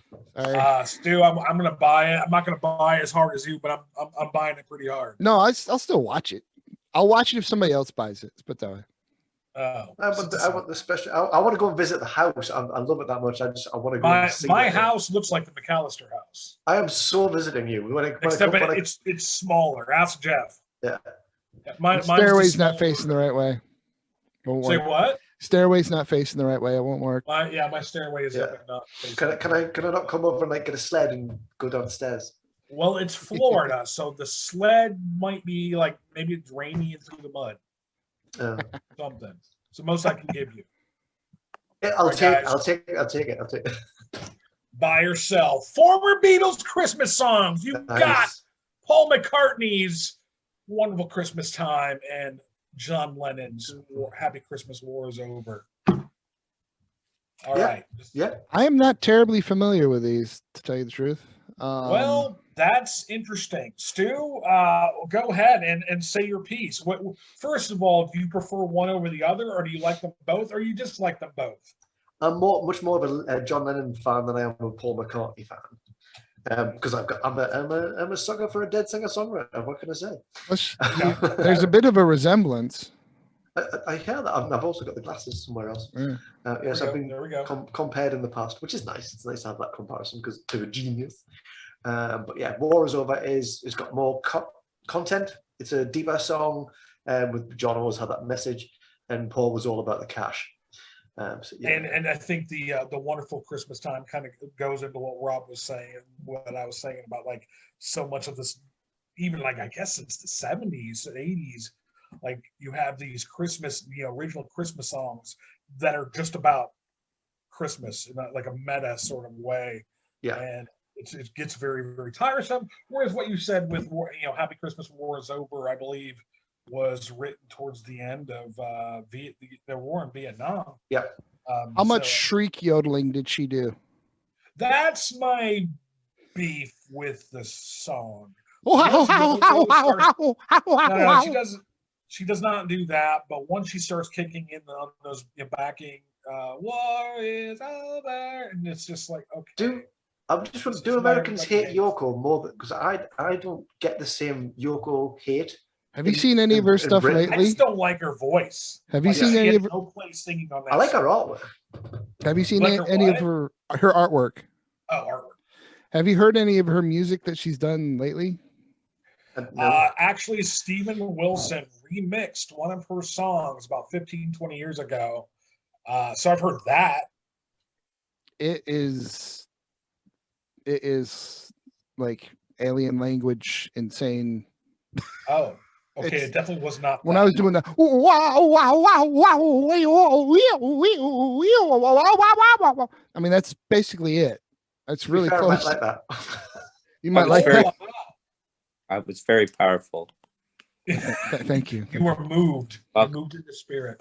All right, Rob, are you going to buy or sell ex-Beatles Christmas songs? You know what? I hate saying it, but I'm not a Beatles fan. Never was. I'll sell both of those. Yeah. Wow. Okay, Jeff, you're selling because you don't really know it? Well, the only song I know that I know from these is The Wonderful Christmas Time. I don't like that song. No, I hate that song too. I like a lot of Beatles stuff. I don't like that. Okay, Stu, you're up. Yeah. That's I will buy War is Over and sell Wonderful Christmas Time. But there's a terrible old joke. What do you call a dog with wings? I don't know. Linda McCartney. Wow. I don't have enough I didn't write background for that joke, but Wings was the name of his band. Wings was the name that happened. Oh, that's right. Like, but she was a very pretty lady. It's just a very bad taste joke. That's all. Right there, Paul McCartney and Wings. I've been known to do those bad taste jokes. Oh, shit. Okay. I'm with Stu on this one. Like, I like Happy Christmas War is Over, minus the Yoko vocals. I wish somebody would, like, maybe once she dies, because I think she owns the rights to the song, maybe somebody could take her out of the song and make it better. Then I'd probably play it more. And then The Wonderful Christmas Time. It's a terrible song. It's awful. It's really bad. It sounds guys, it sounds like he didn't even want to sing it. Let's put it that way. Probably. Buy or sell your favorite TV shows Christmas specials. Where's Supernatural, dude? I was going to put the very, very Supernatural Christmas on here, and then I did this template, and I couldn't put any more pictures on it, so I was like, what the hell? But I knew we'd talk about it. Curses. Well, I put Psych on here for you. I know. I love Psych. And of course, yes, Ted are we all Ted Lasso bandwagon? It makes me happy. Is that the one in the middle? Yes. I don't know that one. I don't know. Ted Lasso? It is life affirming. No. Rob? Football is life. Football is life. I'm shocked. Oh, I know what it is now, but I've not seen it. But I have seen it on the thing on the Netflix. I was like, oh, I might. It's Apple TV. Which but it's quite the phenomenon. I'm sorry. It is. It's made. I've seen it there in England. It is apparently. Yes, it's a thing. I've seen its picture, but I don't have Apple TV. The last time we were over, we actually watched the Christmas special. No, not the last time. The time before last. I actually didn't like the Christmas special. I thought it was okay. It was I thought it was touching.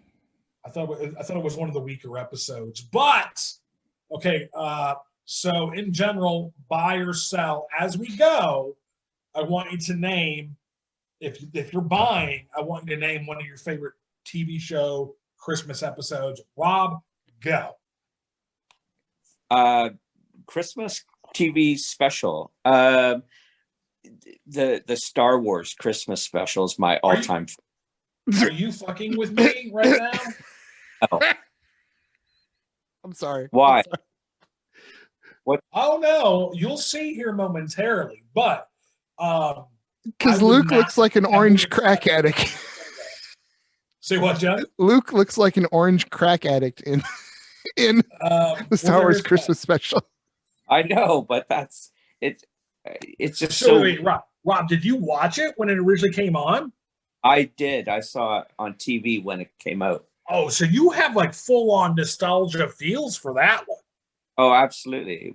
Wait, what was it? 77 that came out. 78. Well, so, yeah, 78. I think is when that one came out. Yeah, it's 1 year old almost. I was 7 years old, and I've looked for it ever since because I'm a huge Star Wars fan. And, it was on YouTube for a while. I think it's still. I know, like you could watch the Boba Fett cartoon, which actually that's the best. That's the best part. Yeah, the Boba Fett cartoon. Who knew that Chewbacca was like a Wookiee model? Yeah. Oh, the other Wookiees are so ugly. Yeah. In this the others are so ugly. They're crazy. All right, so wait, Rob, you're a big Star Wars fan? Oh, huge! Yeah. I feel like we need to talk one day because Jeff and I are also huge fans. I can't say I have much affinity for the holiday special, as I was only like 2 months old when it came out.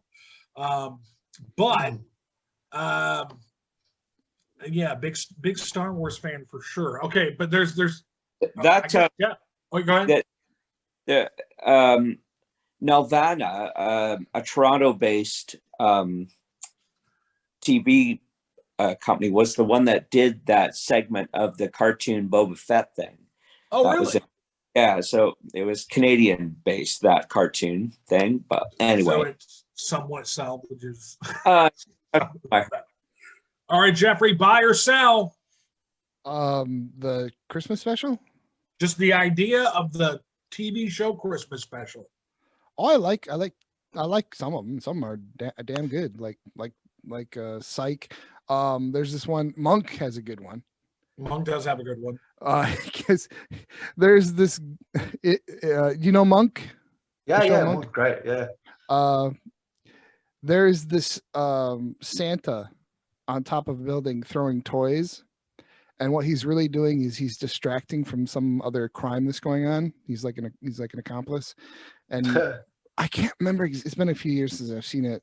Monk ends up shooting him. He doesn't end up killing him, but I think he ends up shooting him, and so he becomes the guy who shot Santa, and like everyone hates his guts. It's hilarious. Excellent. Because Monk is hard to like in the first place, but now that he's the dude who shot Santa, it's true. Stu, buy or sell the idea of the show Christmas special? Bye. Definitely buy. Definitely buy. What's your fave? At the moment, what my favorite right now is I'm really looking forward to the All Creatures Great and Small special. Which I you do love that show. I still haven't watched it, but I plan to. Based on a book, right? Yeah, and the real life story of James Herriot, a vet from who lived in Yorkshire. It's one of my mom's favorite books. It's one of my mom's favorite books.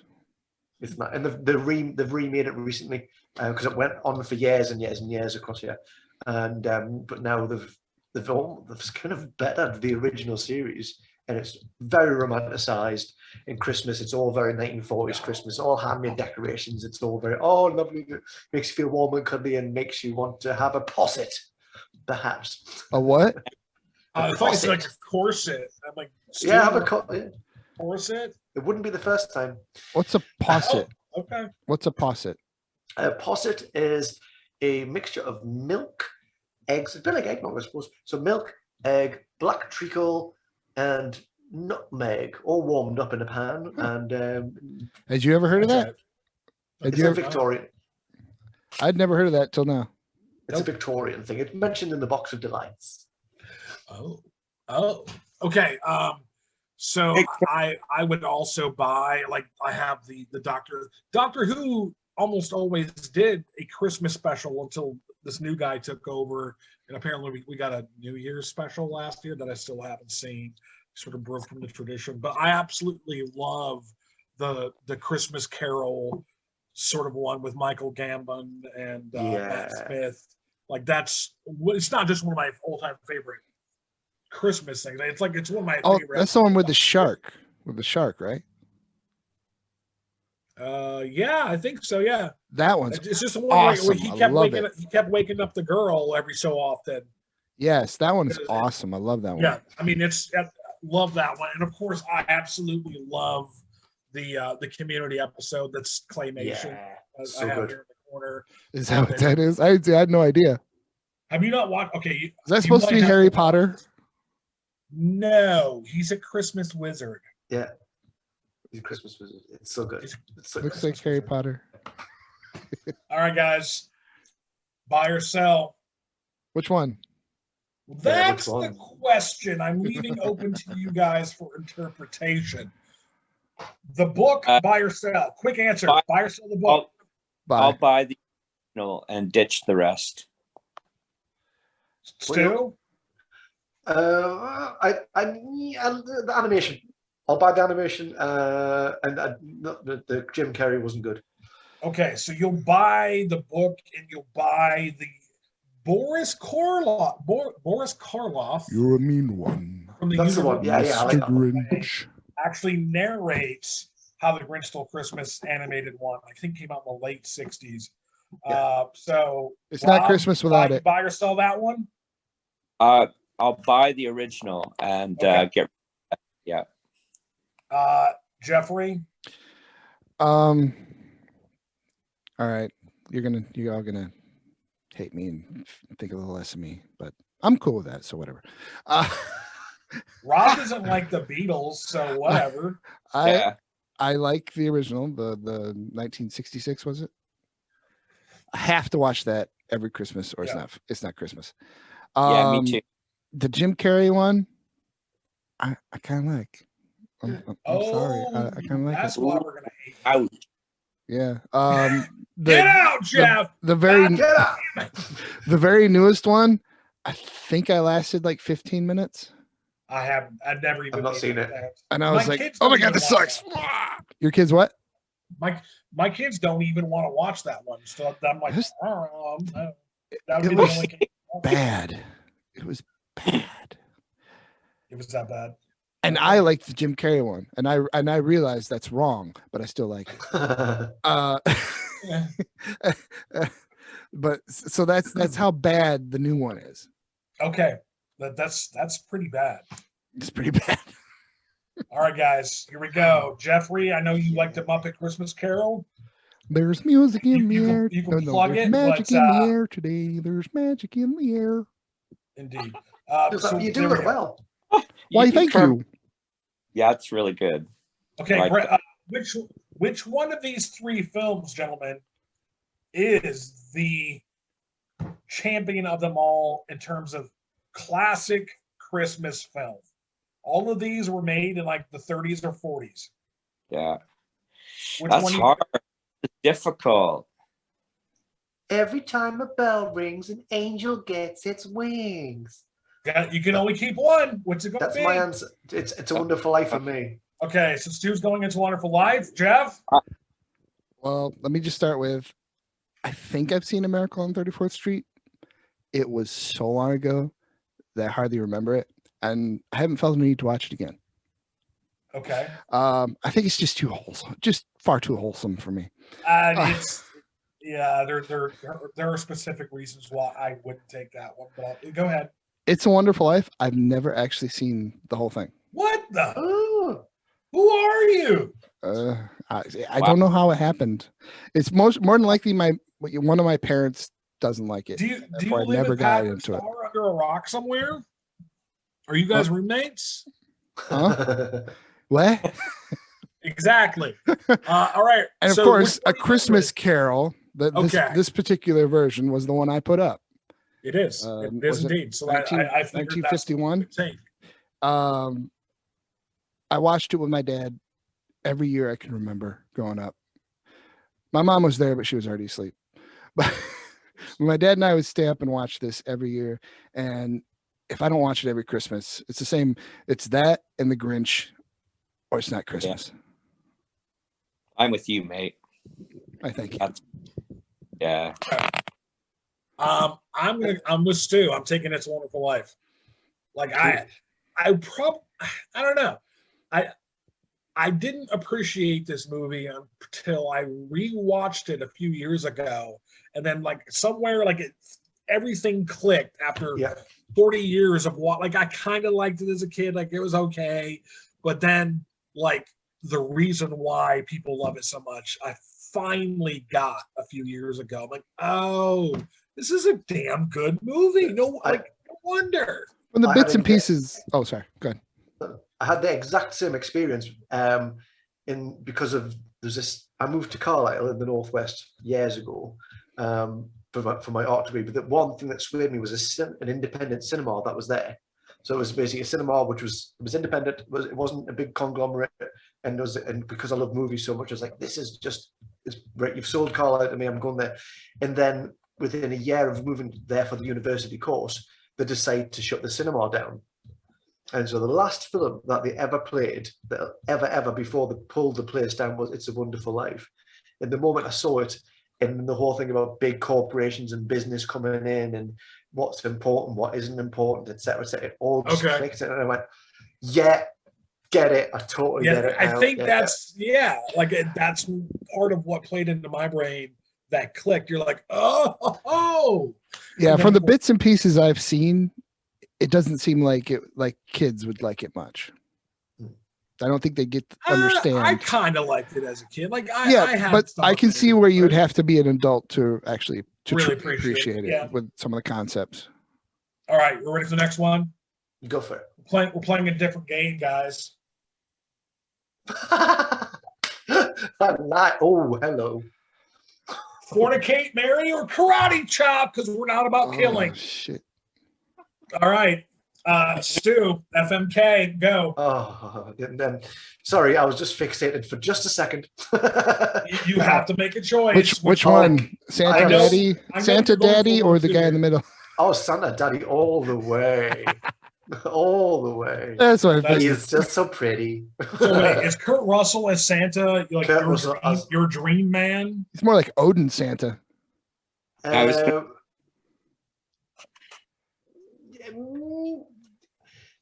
He needs to be he needs to be a bit more portly. Well, yeah, he needs a little more chub. He needs a bit more chub, but generally, the facial hair is just bang on. Yeah, it's absolute. George Michael. That picture's actually. Sorry, you're going to fornicate with Kurt Russell Santa, or are you going to marry him? Oh, do I still get? If I marry him, can I still fornicate with him? Well, you marry. Well, yeah. I mean, that's part of the marriage, right? Yeah, I was going to say you fornicate probably the most with the person you marry. Oh, okay. No, I'm definitely. Oh, right. Yeah, I'm marrying Kurt Russell then. Yeah. All right. So who are you going to marry then? Or fornicate with? I'm sorry. Well, is it a Christmas party? As in, I'm extremely drunk and I don't know what I'm doing. Yes. Right. Okay. Christmas party, extremely drunk. I don't know what I'm doing. George Michael's never done anything for me at all, and I've never been with a woman. So it's Christmas. I may as well give something a bash. So I'll give her at the end of the go. All right. So Zoe Deschanel gets your fornicate, and that means George Michael gets your karate chop. Unfortunately, yeah. Because okay. All right, Jeff. That's a particularly creepy picture of George Michael's, in my opinion. It doesn't wham again, but it's not his best look, in my opinion. Almost looks like he's angry. He almost looks like he's angry. Fornicate, marry, karate chop. Well, like we said, we're going to fornicate the most with the one we marry, and I happen to be straight, so female. Sorry. All right, so Zoe. Come on, it's Christmas. It's a Christmas party. You never know. Yeah. Jeff, you're a little tipsy. Very, very tipsy, and you've switched from CBT to the full strength THC shit. Oh, there you go. So, all right, who do you fornicate with, Jeff?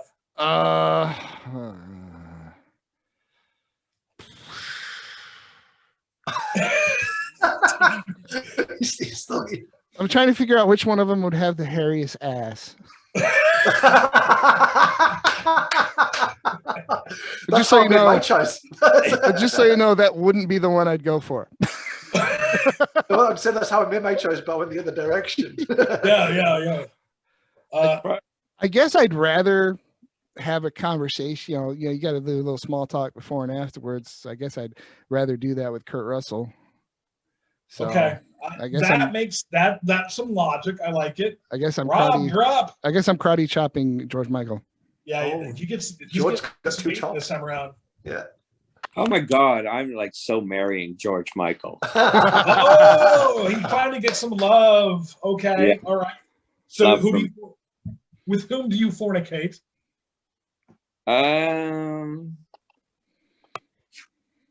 What's her name again? Zoe Deschanel. I don't know her. Oh, But- she's in all sorts of stuff. She's an elf. She's an This is elf. from Elf, isn't it? Yeah. Yes, from Elf. Yeah, like I recognize her. Didn't know her name. She has a wonderful voice. She's very Yeah, cutesy. She's very cutesy. I might. If you go with Kurt, I'll share. Yeah, I would probably fornicate with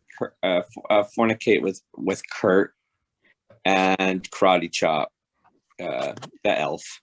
Okay. Zoe gets it this time. Okay, for me, like you've all made compelling arguments. Like I thought I knew what I wanted to do. Especially my hairy ass one, huh? Well, yeah, but then you're like, Kurt Russell's a really cool. Like he seems like this really cool dude. Like, okay, so. And you remember, he's Santa Claus. He only comes once a year. You know what? Though? Oh. But when he comes in force. Yeah, that sack is very full. Yeah, he's got a big sack. Wow. Loaded with presents. Should have known that one was coming this time around. Right down the chimney. Okay. I'm gonna fornicate. This is my plan. I'm gonna fornicate with Zoe Deschanel, and I'm gonna marry George Michael. If only I could be like I want to be a gold digger so I can inherit his wealth. And that means I karate chop Kurt Russell. That has been a very interesting round. Yeah. We have one more.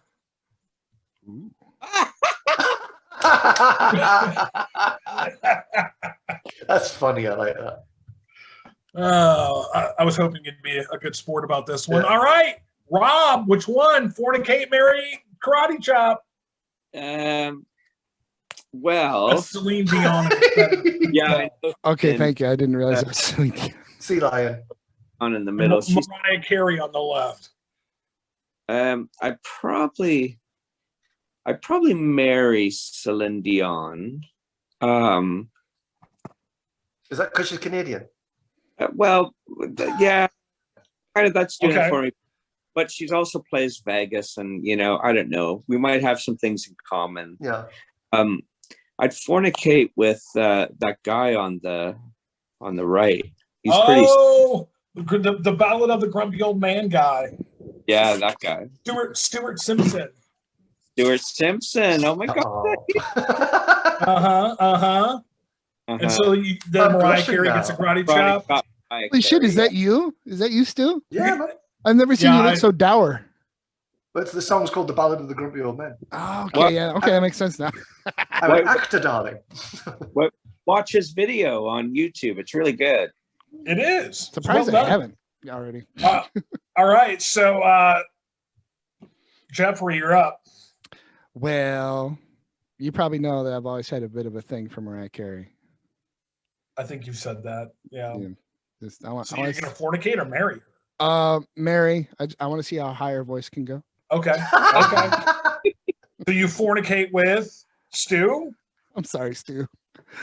I would karate chop you, but only in a teaching manner. I am a lifelong martial artist. So I can teach you all for educational purposes. Yes, educational purposes. You're missing out. I'm telling you. Stu. Wait. So obviously, I'd fornicate with Celine Dion. And fornicate with yourself if you want.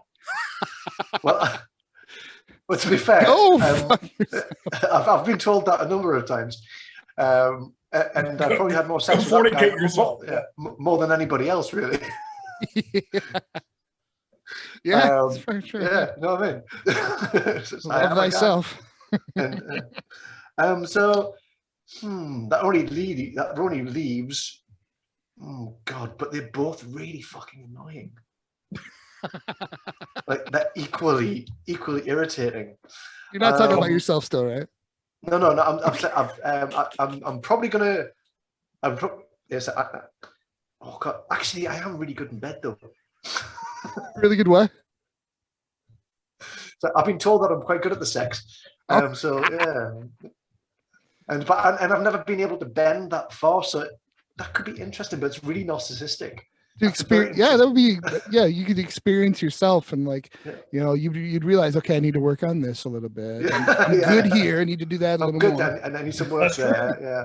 So that could be interesting, but I don't find myself attractive. Because one, I'm way too skinny, and not. But it is yourself, though. But so, Yeah. I could get my head between my legs, I'd never leave the house. That's a fair point. Saving Silverman. Yeah, do that. Okay. The plow. Stu, come on, your answer. Right, okay. I'm going to fornicate with myself because that would be interesting and really good stuff to tell at the party. Awesome. And I will marry Celine Dion. Ooh, Mariah Carey gets a karate chop again?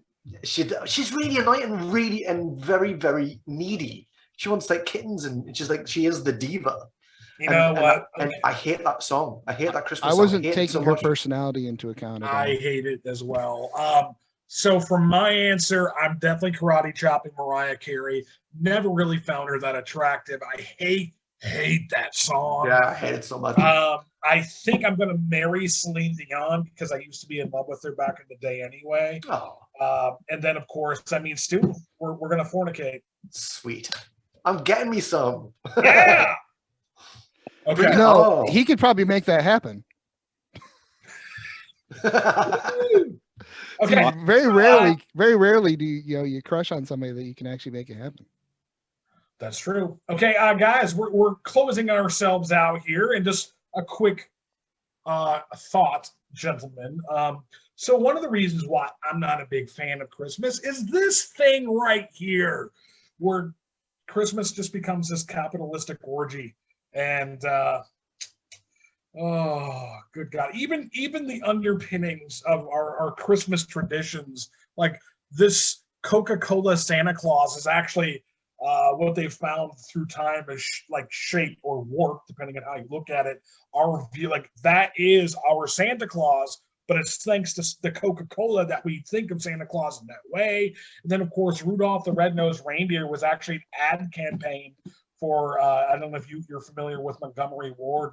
It used to be, it's no longer in business, but it used to be like a Sears or a JCPenney or a Macy's, department store, catalog store. It all started with that. Then, of course, you have our Black Friday monstrosities, and I've only done that once. You've got people vying over these piece of shit televisions for a discounted price. And let's see, like I even put up this statistic over here between 2006 and 2018. 44 Black Friday incidents, including in America, left 11 people dead and 109 people injured.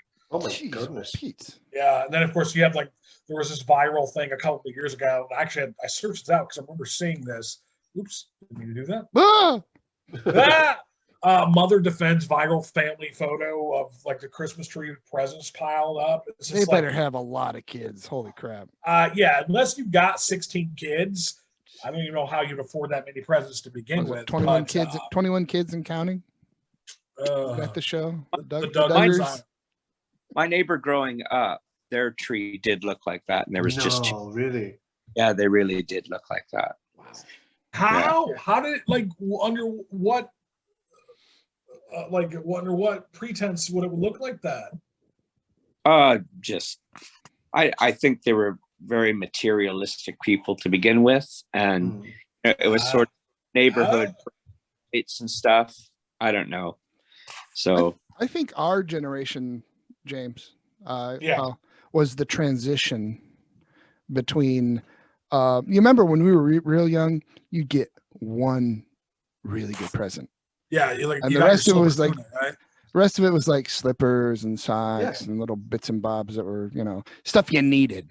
Right. And then, 10, 15 years go by and you get 2 really good gifts. And the rest is the same old bits and bobs stuff you need.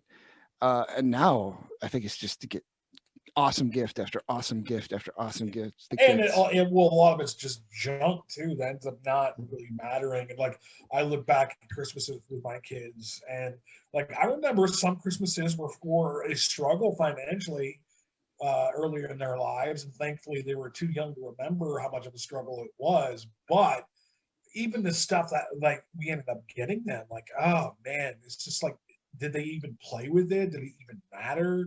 Like, I know some stuff that they do remember, but, and you go on and just over the years, this stuff that I have bought my own kids, it's just like, I totally didn't even need to buy some, like so much of the stuff that I'm buying for Christmas because they'll never touch it again. Well, do you remember, you'd get a He-Man, or you get one He-Man figure or one my Transformer. Mom did not allow me to play with He-Man because she thought it was satanic. Why? Because the devil. Okay. Oh, because of Skeletor? I just want to say something about He-Man and She-Ra. They had a Christmas special that rocked. That was okay, I don't remember. I totally watching He-Man and stuff, and I do remember that. I mean, it was pretty good. I agree. I even put it on a few years ago with my kids. They liked it. They thought it was cool. Okay, so James's mom might have had a point because I played with He-Man and I turned out gay.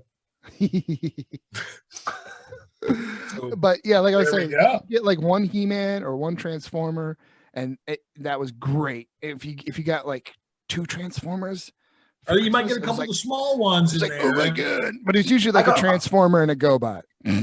So we couldn't afford Transformers. I got GoBots. I'm so sorry.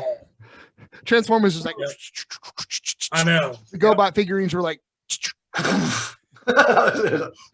oh, thanks. Yeah, plastic. I tried to watch plastic GoBots for Christmas. It's pretty unwatchable. I think there's actually a GoBots Christmas special too. Oh jeez. Like, try to YouTube that shit. That must be a real wiener. Yeah. All right. So, what do we have anything to say? Like, guys, is this what Christmas is these days, or do you think that there are bits, to use Jeff's phrase, bits and bobs of the real holiday spirit in here somewhere? No, not Black Friday's got nothing to do with Christmas at all. It's awful. It's the worst side of Christmas altogether. It's got nothing to do with Christmas. It's all to do with capitalism, and I hate it with a passion. I used to work in retail and have to deal with these morons every single year, and it's soul destroying for them as well. It's getting so bad right now. Yeah, I hear these stories. I mean, the Karens going off on people, and like I said, I've only done it once, and it was for Culture Dig, because I needed a 1 terabyte external hard drive for all the stuff. Okay. And that is the only time I've ever gone shopping that was it. on Black Friday. Okay. That's it. I'm just like, I'll pay more. I don't care. I'm not dealing with the queuing. I find it difficult to deal with malls anyway. I just don't like shops. It's such an unnatural environment. Especially now. Yeah, it's just horrible. So we've got a big thing called the Westfield, which is not far from where me and Rob are. We have Westfields here. Yeah, it's horrible. I just can't stand it as an experience. I can go in for about half an hour and I come out going, I'm really stressed. There's just too much information and I'm overstimulated and there's too many lights, too many sounds and people and everybody's in my face. Yeah, but yeah, me too. I'm lucky if I just put on a expression on my face and I walk with purpose, people tend to get the hell out of my way. So but people can't see your face right now, Jeffrey. You're not wearing a mask. Denier.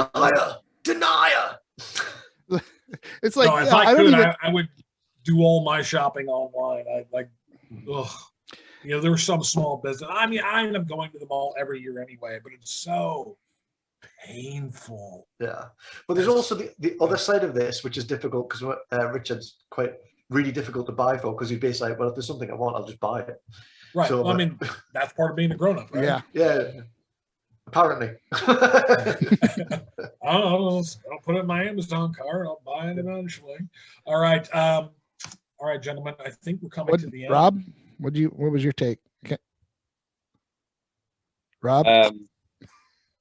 Yeah, can you hear? Capitalistic orgy? Oh, absolutely. Absolutely. Yeah, it's a mess. It is. It is. But he gave us our current version of Santa.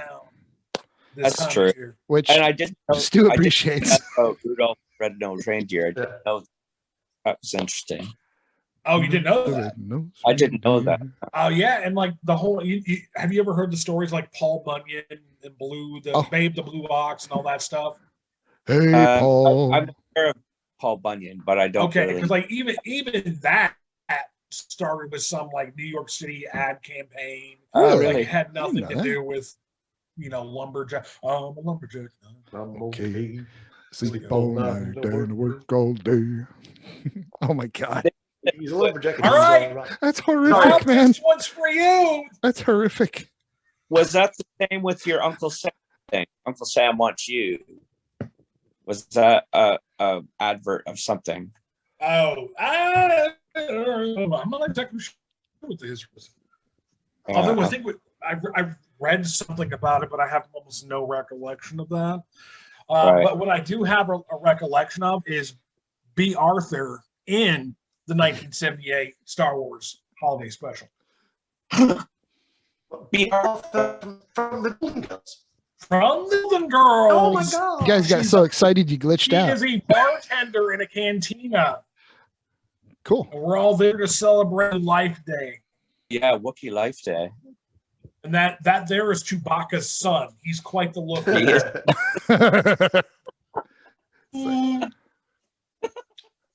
Yeah. What's of course, called? Chewbacca's wife is not as attractive.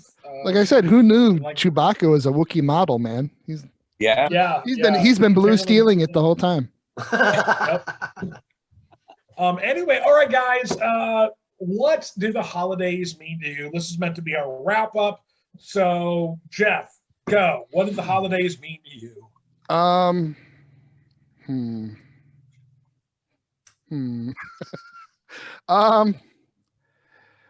So we don't have kids yet. So you're like, Christmas there's a certain magic in the eyes of a child. That when you're just sitting at home on your couch with your wife, I mean, it's still nice. You watch the Christmas movies and that gives you a certain, connection to Christmas. Or we go over to your house, James, and you have kids, and so that's nice. You can see what Christmas is, kind of supposed to be like. But we are going home for this Christmas, so I haven't had that family. By home, he means the state of Michigan. Yeah, we haven't had that family connection. We've been going home in the summers, so we haven't had that Christmas family connection in a long time. So that'll probably be nice. Okay. It's a time for gathering, getting together, pondering the year. And your birthday is close to this as well. Yes. It's a celebratory. It begins the celebration of my birthday. There you go. All right, Stu, what do the holidays mean to you, good sir? It's a very important type of being. I was brought up a Christian, brought up a Catholic, but my faith has waned over the years. But recently, that's becoming more prevalent. I do take the last couple of years. I have taken myself to Christmas Mass, so it's a time of reflection, I suppose. But it's also a turbulent time for me, I think, but in good and bad ways, because I get really excited about the run up to it, and I'll enjoy the food and the fun and the films and the music, and then I can also get quite sad at the same time, because it makes us realize that I don't have children, and there's that magic around it and the sort of the want. But unfortunately, my uterus is buggered. Oh, damn it. So I don't have to wear a so, condom and be fornicate. yeah, well, exactly. So maybe my God, imagine the hairy. Those children will be hairy. They'll be so hairy. So hairy Christmas it will be. Merry Christmas. So yeah, so it's did that blink? Sorry, I just thought that GIF blinked at me, but it didn't. The Chewbacca, the Chewbacca kid. Yeah, I think this is Rob winking at you or something. That was really weird. So yeah. So there it is. It's a good, interesting time. I love it, and also it makes me happy and sad all at the same time. Okay. I'll go ahead and go. Then I'll let Rob close this off with our sentiments here.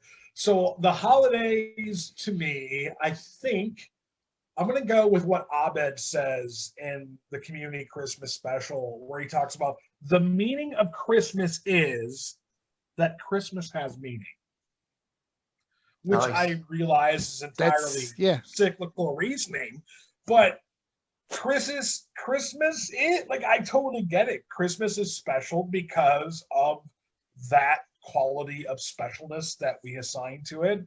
And I have a lot of very difficult memories of Christmas from like my own childhood, on up to my 20s and adulthood, things like that. But then again, like they're definitely in the minority, like as what Jeff said, like being able to spend Christmas with my children, especially when they're little, and they get excited about all the ridiculously dumb things that you might, you spend $150 on something, and then the thing that they most like is the thing that cost you a couple bucks from the dollar bin at Target or whatever. Like just that bit of joy and being able to like listen to Christmas music with my kids. Like my kids have inherited mine and my wife's love of music. So like when we talk about Whamageddon, we don't dread it because they love Last Christmas. And even though I try to play along, like I said, I have Wham assassins. Those assassins are my children, who just want to listen to that song. And it's endearing. It is what it is. But it's I get sort of grinchy because that like we said, that capitalistic part of it is really put a damper on some of that sentimentality we can kind of have. And then of course there's that artificial sentimentality that we add to it that I find off-putting. But it's about family and friends and spending the time with each other that we have. So that's it. Rob, go. Wow. How do I follow that? From the heart. Hey, before you start, can you still hear me? I can hear you. Yeah. Oh, you froze. My camera got in the Christmas spirit and froze. Nice. So yeah, as long as you can still hear me, who cares? Go ahead. Yeah, I'm a really nostalgic person, I think, just naturally. I don't know. Yeah, I love Christmas. I think, being, I guess, like you guys being from Michigan and me being from Ontario, it's, the winter and the snow and, all that is, I really romanticize it, especially being over here now where it's not like that, at all. It's very mild and, it's wet and rainy and, it's gray. And I think, so I think since I've been away from Canada, I've come to like, I've become more nostalgic about Christmas, I think. I get home, I try and go home every year to visit family, but it's, I usually go home in the summer because I can spend longer there when I'm home. So I don't think, I haven't been home for Christmas in probably about 5 years or so, 4 years. So yeah, we do our own Christmas thing here. And my partner's family's from Belfast, so we go there sometimes. So but yeah, I tend to gravitate toward you know, the Christmas specials on TV and things that, you know, like the Nat King Cole stuff, and, you know, just putting up the tree. I make eggnog and, you know, lots of stuff like that. And so what's the drink that's like eggnog, but not really like eggnog? Advocaat. oh, it's awful. Okay. Avocar? Advocaat, yeah. Yeah. Avocat. Advocaat. It's pronounced advocaat, but it's spelled advocaat. So Okay. it's French. Yes. Yeah, it's gag. You would make snowballs with it. Yeah. It's called a snowball. There's a drink called. Okay. Yummy. I don't think we have anything equivalent to the snowball actually in North America. No, we Just don't. The little cakes with the coconut. Yeah. So Yeah, no. the hostess snack cakes. Yeah. So, but one last Christmas tip for anybody listening. If Yes. you want a lovely heartfelt advert from Norway, which has just come out, literally. It's called When Harry Met Santa. So YouTube it, and it is beautiful. I've watched it 3 times and cried every single time. It is okay. so beautiful. Is it like that one commercial from like Thailand where it's this guy like watering a tree and like helping people out in his little neighborhood? No. Because like that one gets me going. Yeah. If you haven't seen it, I'll have to find it and send you the link. Yeah, please do. God. But yeah. Feelings and the feelings maker. When Harry Met Santa, it's very, just, I'm not going to say what it is. Is it the restaurant scene? No. No? Okay. No, it's beautiful. It really is beautiful. Yeah. All right, gents, this is it. We're deucing out. Cool. Merry Christmas, everybody. And next Friday, Rob turns 50. Rob will Happy birthday. sir. Yeah. I've hired I've rented a local pub here and got a DJ and a drag queen, and we're going to have some fun. It's going to be off the hook. I want to come. Come. I'll put you on the A list. Yes. Just bypass the queue at the front of the pub, and the bouncers will let you in. Yes. Okay. I would just like to say, hail to the Dark Lord Santa, and dog bless us, everyone. Wow. Absolutely. Okay. Stu, any last words besides watch the When Harry Met Santa? Is it when Harry Met Santa? That's the one. When Harry Met Santa. But final words would be: take care of yourselves and each other. Does that be excellent to each other and party on, dudes? That will do it. Okay, I'm gonna go out with that then. All right. Whoa. Bye, guys. Thanks for Merry having us. Christmas. Bye. I'm waving. You can't see it. I'm waving and smiling.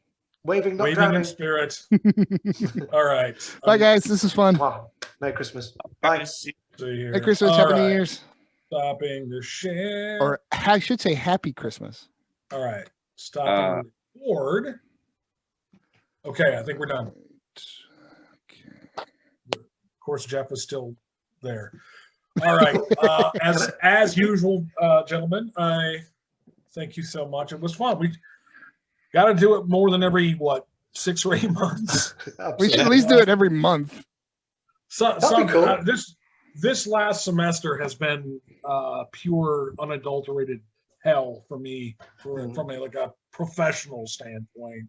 We're barely getting through. Oh, but hopefully now I'm hoping it's going to start easing up this next semester. Yeah. It's been rough. Yeah, man. But Rob, I'll see you tomorrow at 4 o'clock, shall I? See you at 4. Yeah. And I'll see you tomorrow, Jeff, at like... Are we going to meet at the studio? 4:30, you said? Yeah. That's 2 different conversations. Or 4, whatever. Okay. So, all Rob, right, am I going to meet you at the studio? Yes. All right, I'll meet you there. I have to figure out where it is. Cool. Are you guys playing something or? Yeah, we have a new bass player. Sweet. And this is for your this is for Big Boys Camp. Yeah, okay. Big Boys Camp. So we've got some a new song, and we're gonna be jamming tomorrow for the first time with this guy in a proper studio and everything. If you ever need a drummer, I'm willing to move to Britain. So yes. on But over. we do need a drummer, but you're going to have to kind of like rearrange some of your preferences. I played all types of music. We're not talking about those preferences. Oh, You have to be Those. Harry Cracks. You have to be in a Harry Cracks. I have a hairy crack. Are you into it? My own? Does it Don't think go that up, counts. does it go up to your shoulders like James's? No, not quite. Sadly, no. But it's very muscular. Grr. All right, Excellent. guys. Well, that's a I'm clicking lovely out. Cool. On the Okay, Bye, bye See you guys. guys later. That was Bye. fun. Bye. Take care.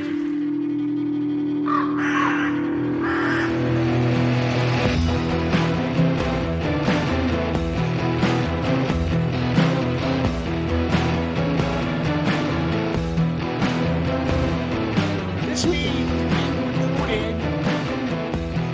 Darling. It's been a while, just in case I fuck up, can somebody else record too? I've done that once and I don't want to do it again. Call on this computer. Remember we recorded that entire episode about Dexter and then realized we had no audio. Oh, fuck. Yeah, I was like talking to myself the whole time. I'm really sad. Okay, That was Stu, are pretty you a good, Dexter too. fan at all? Sorry? Dexter? Yeah. I've watched Okay, so a few episodes. just a few. Okay, well he had like there's this new reboot. It's not a reboot, just new season basically.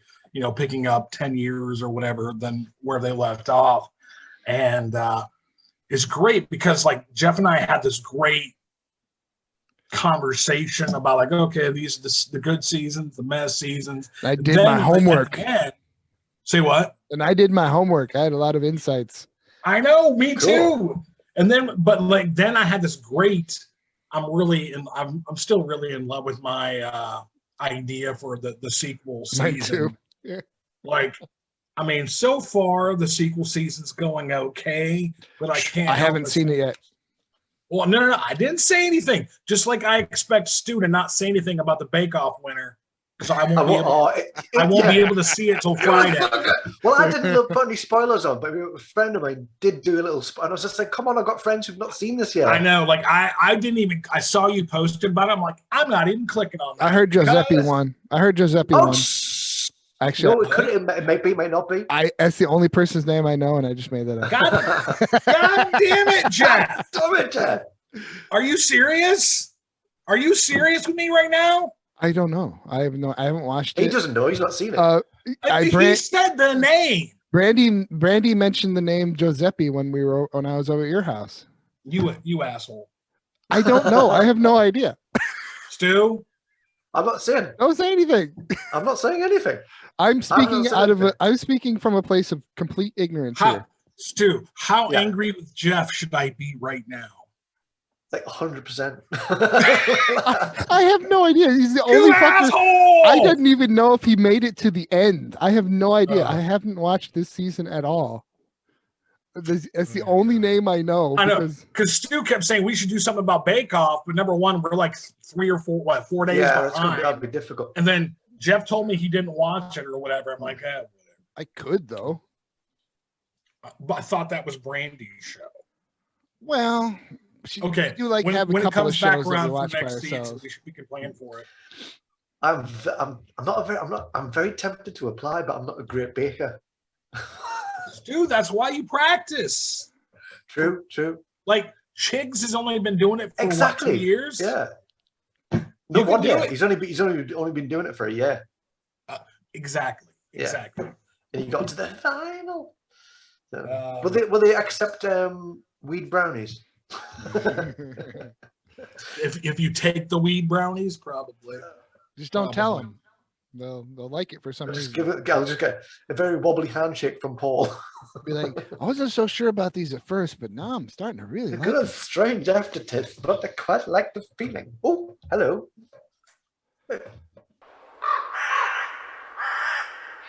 You sent me that one. Shit, you have me as him. All right, I'll put my glasses back on.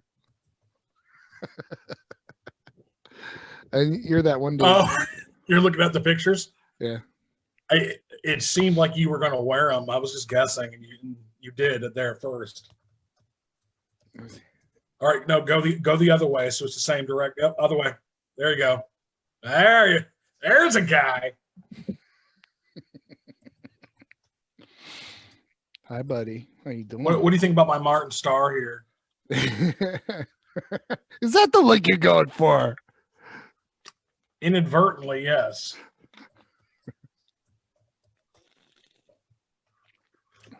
All right, I've got them online. Open Zoom.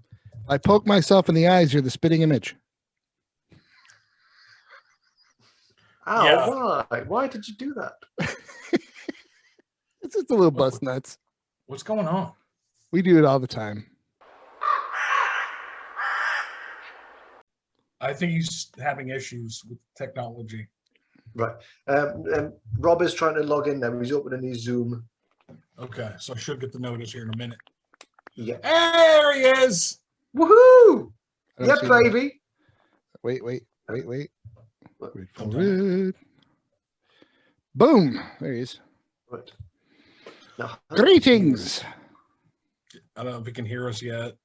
It's just connecting still. Rob, unmute yourself. Me. Hey, Hey, there we go. Rob. Oh my God. So sorry, guys. Sorry. It's okay. We'll just blame Stu. yeah, it's all good. It's all good. He's got the Somehow- mind of a Christmas tree or something. Blame Noel. It's Noel's fault. Oh my. Happy Christmas. Whip out the puppet. Do you really? I do. Hello, my name is Noel, and it's my Christmas time for you and all of your friends at home. Well, Well, I hope you're able to use that in the editing process, Jeff. He should do that the whole time. Oh God. No, not really. No. I'm out. Oh my God, sorry. you're That house- such a homosexual. Wait. Last time we did this, Rob, you were wearing like a muumuu. What happened? Mm. No, it's Mm. curtains. That's what it was. Good memory. Good job. Yeah. I remember I edited it. I sat there and That's true. many more hours than you guys. Yeah. I'm wearing my civvies at the moment here. So, yeah. Just Working got in. hard. Okay. Is it not Thanksgiving there tomorrow, or do you guys have a different date for that? We don't celebrate Thanksgiving over here. We're thankful for nothing. Is I'm gonna say, like, does that mean you're a bunch of ingrates? Pretty much. We've got nothing to be thankful for. We've got Boris fucking Johnson. Celebrate getting rid of the pilgrims. Yeah. Hey. Actually, we could be celebrating getting rid of the pilgrims over here, I guess. Well, I come from sturdy pilgrim stock. That's my both wife, sides, right? So Right. yeah, I mean, were it not for that, I wouldn't be here. Yeah, my wife had relatives on the Mayflower. Oh, really? Yep. And I deign to admit this, but I have a common ancestor with Kim Kardashian, so that means we're like seventh cousins. That my explains God. that explains your ass. I was That going to say right? the same thing. Instead, my wife would argue with you. She would say, "I have no ass." My why it's pants called- don't- That's why it's called a joke. It's not real. I need a Kim Kardashian ass. Keep my pants up.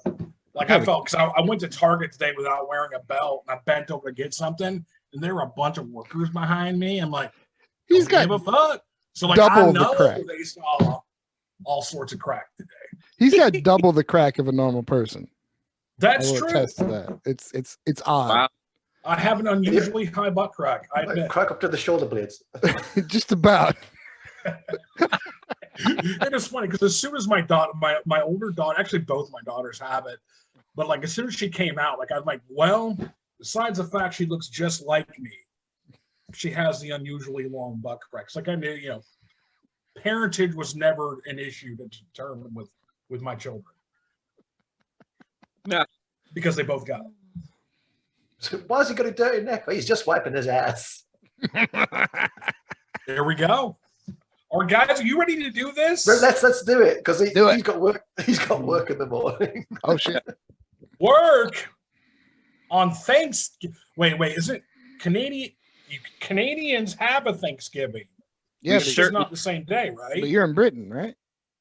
I live in England, yeah, but I celebrate Canadian Thanksgiving, which is the second weekend of October. Oh, geez, that's a while ago.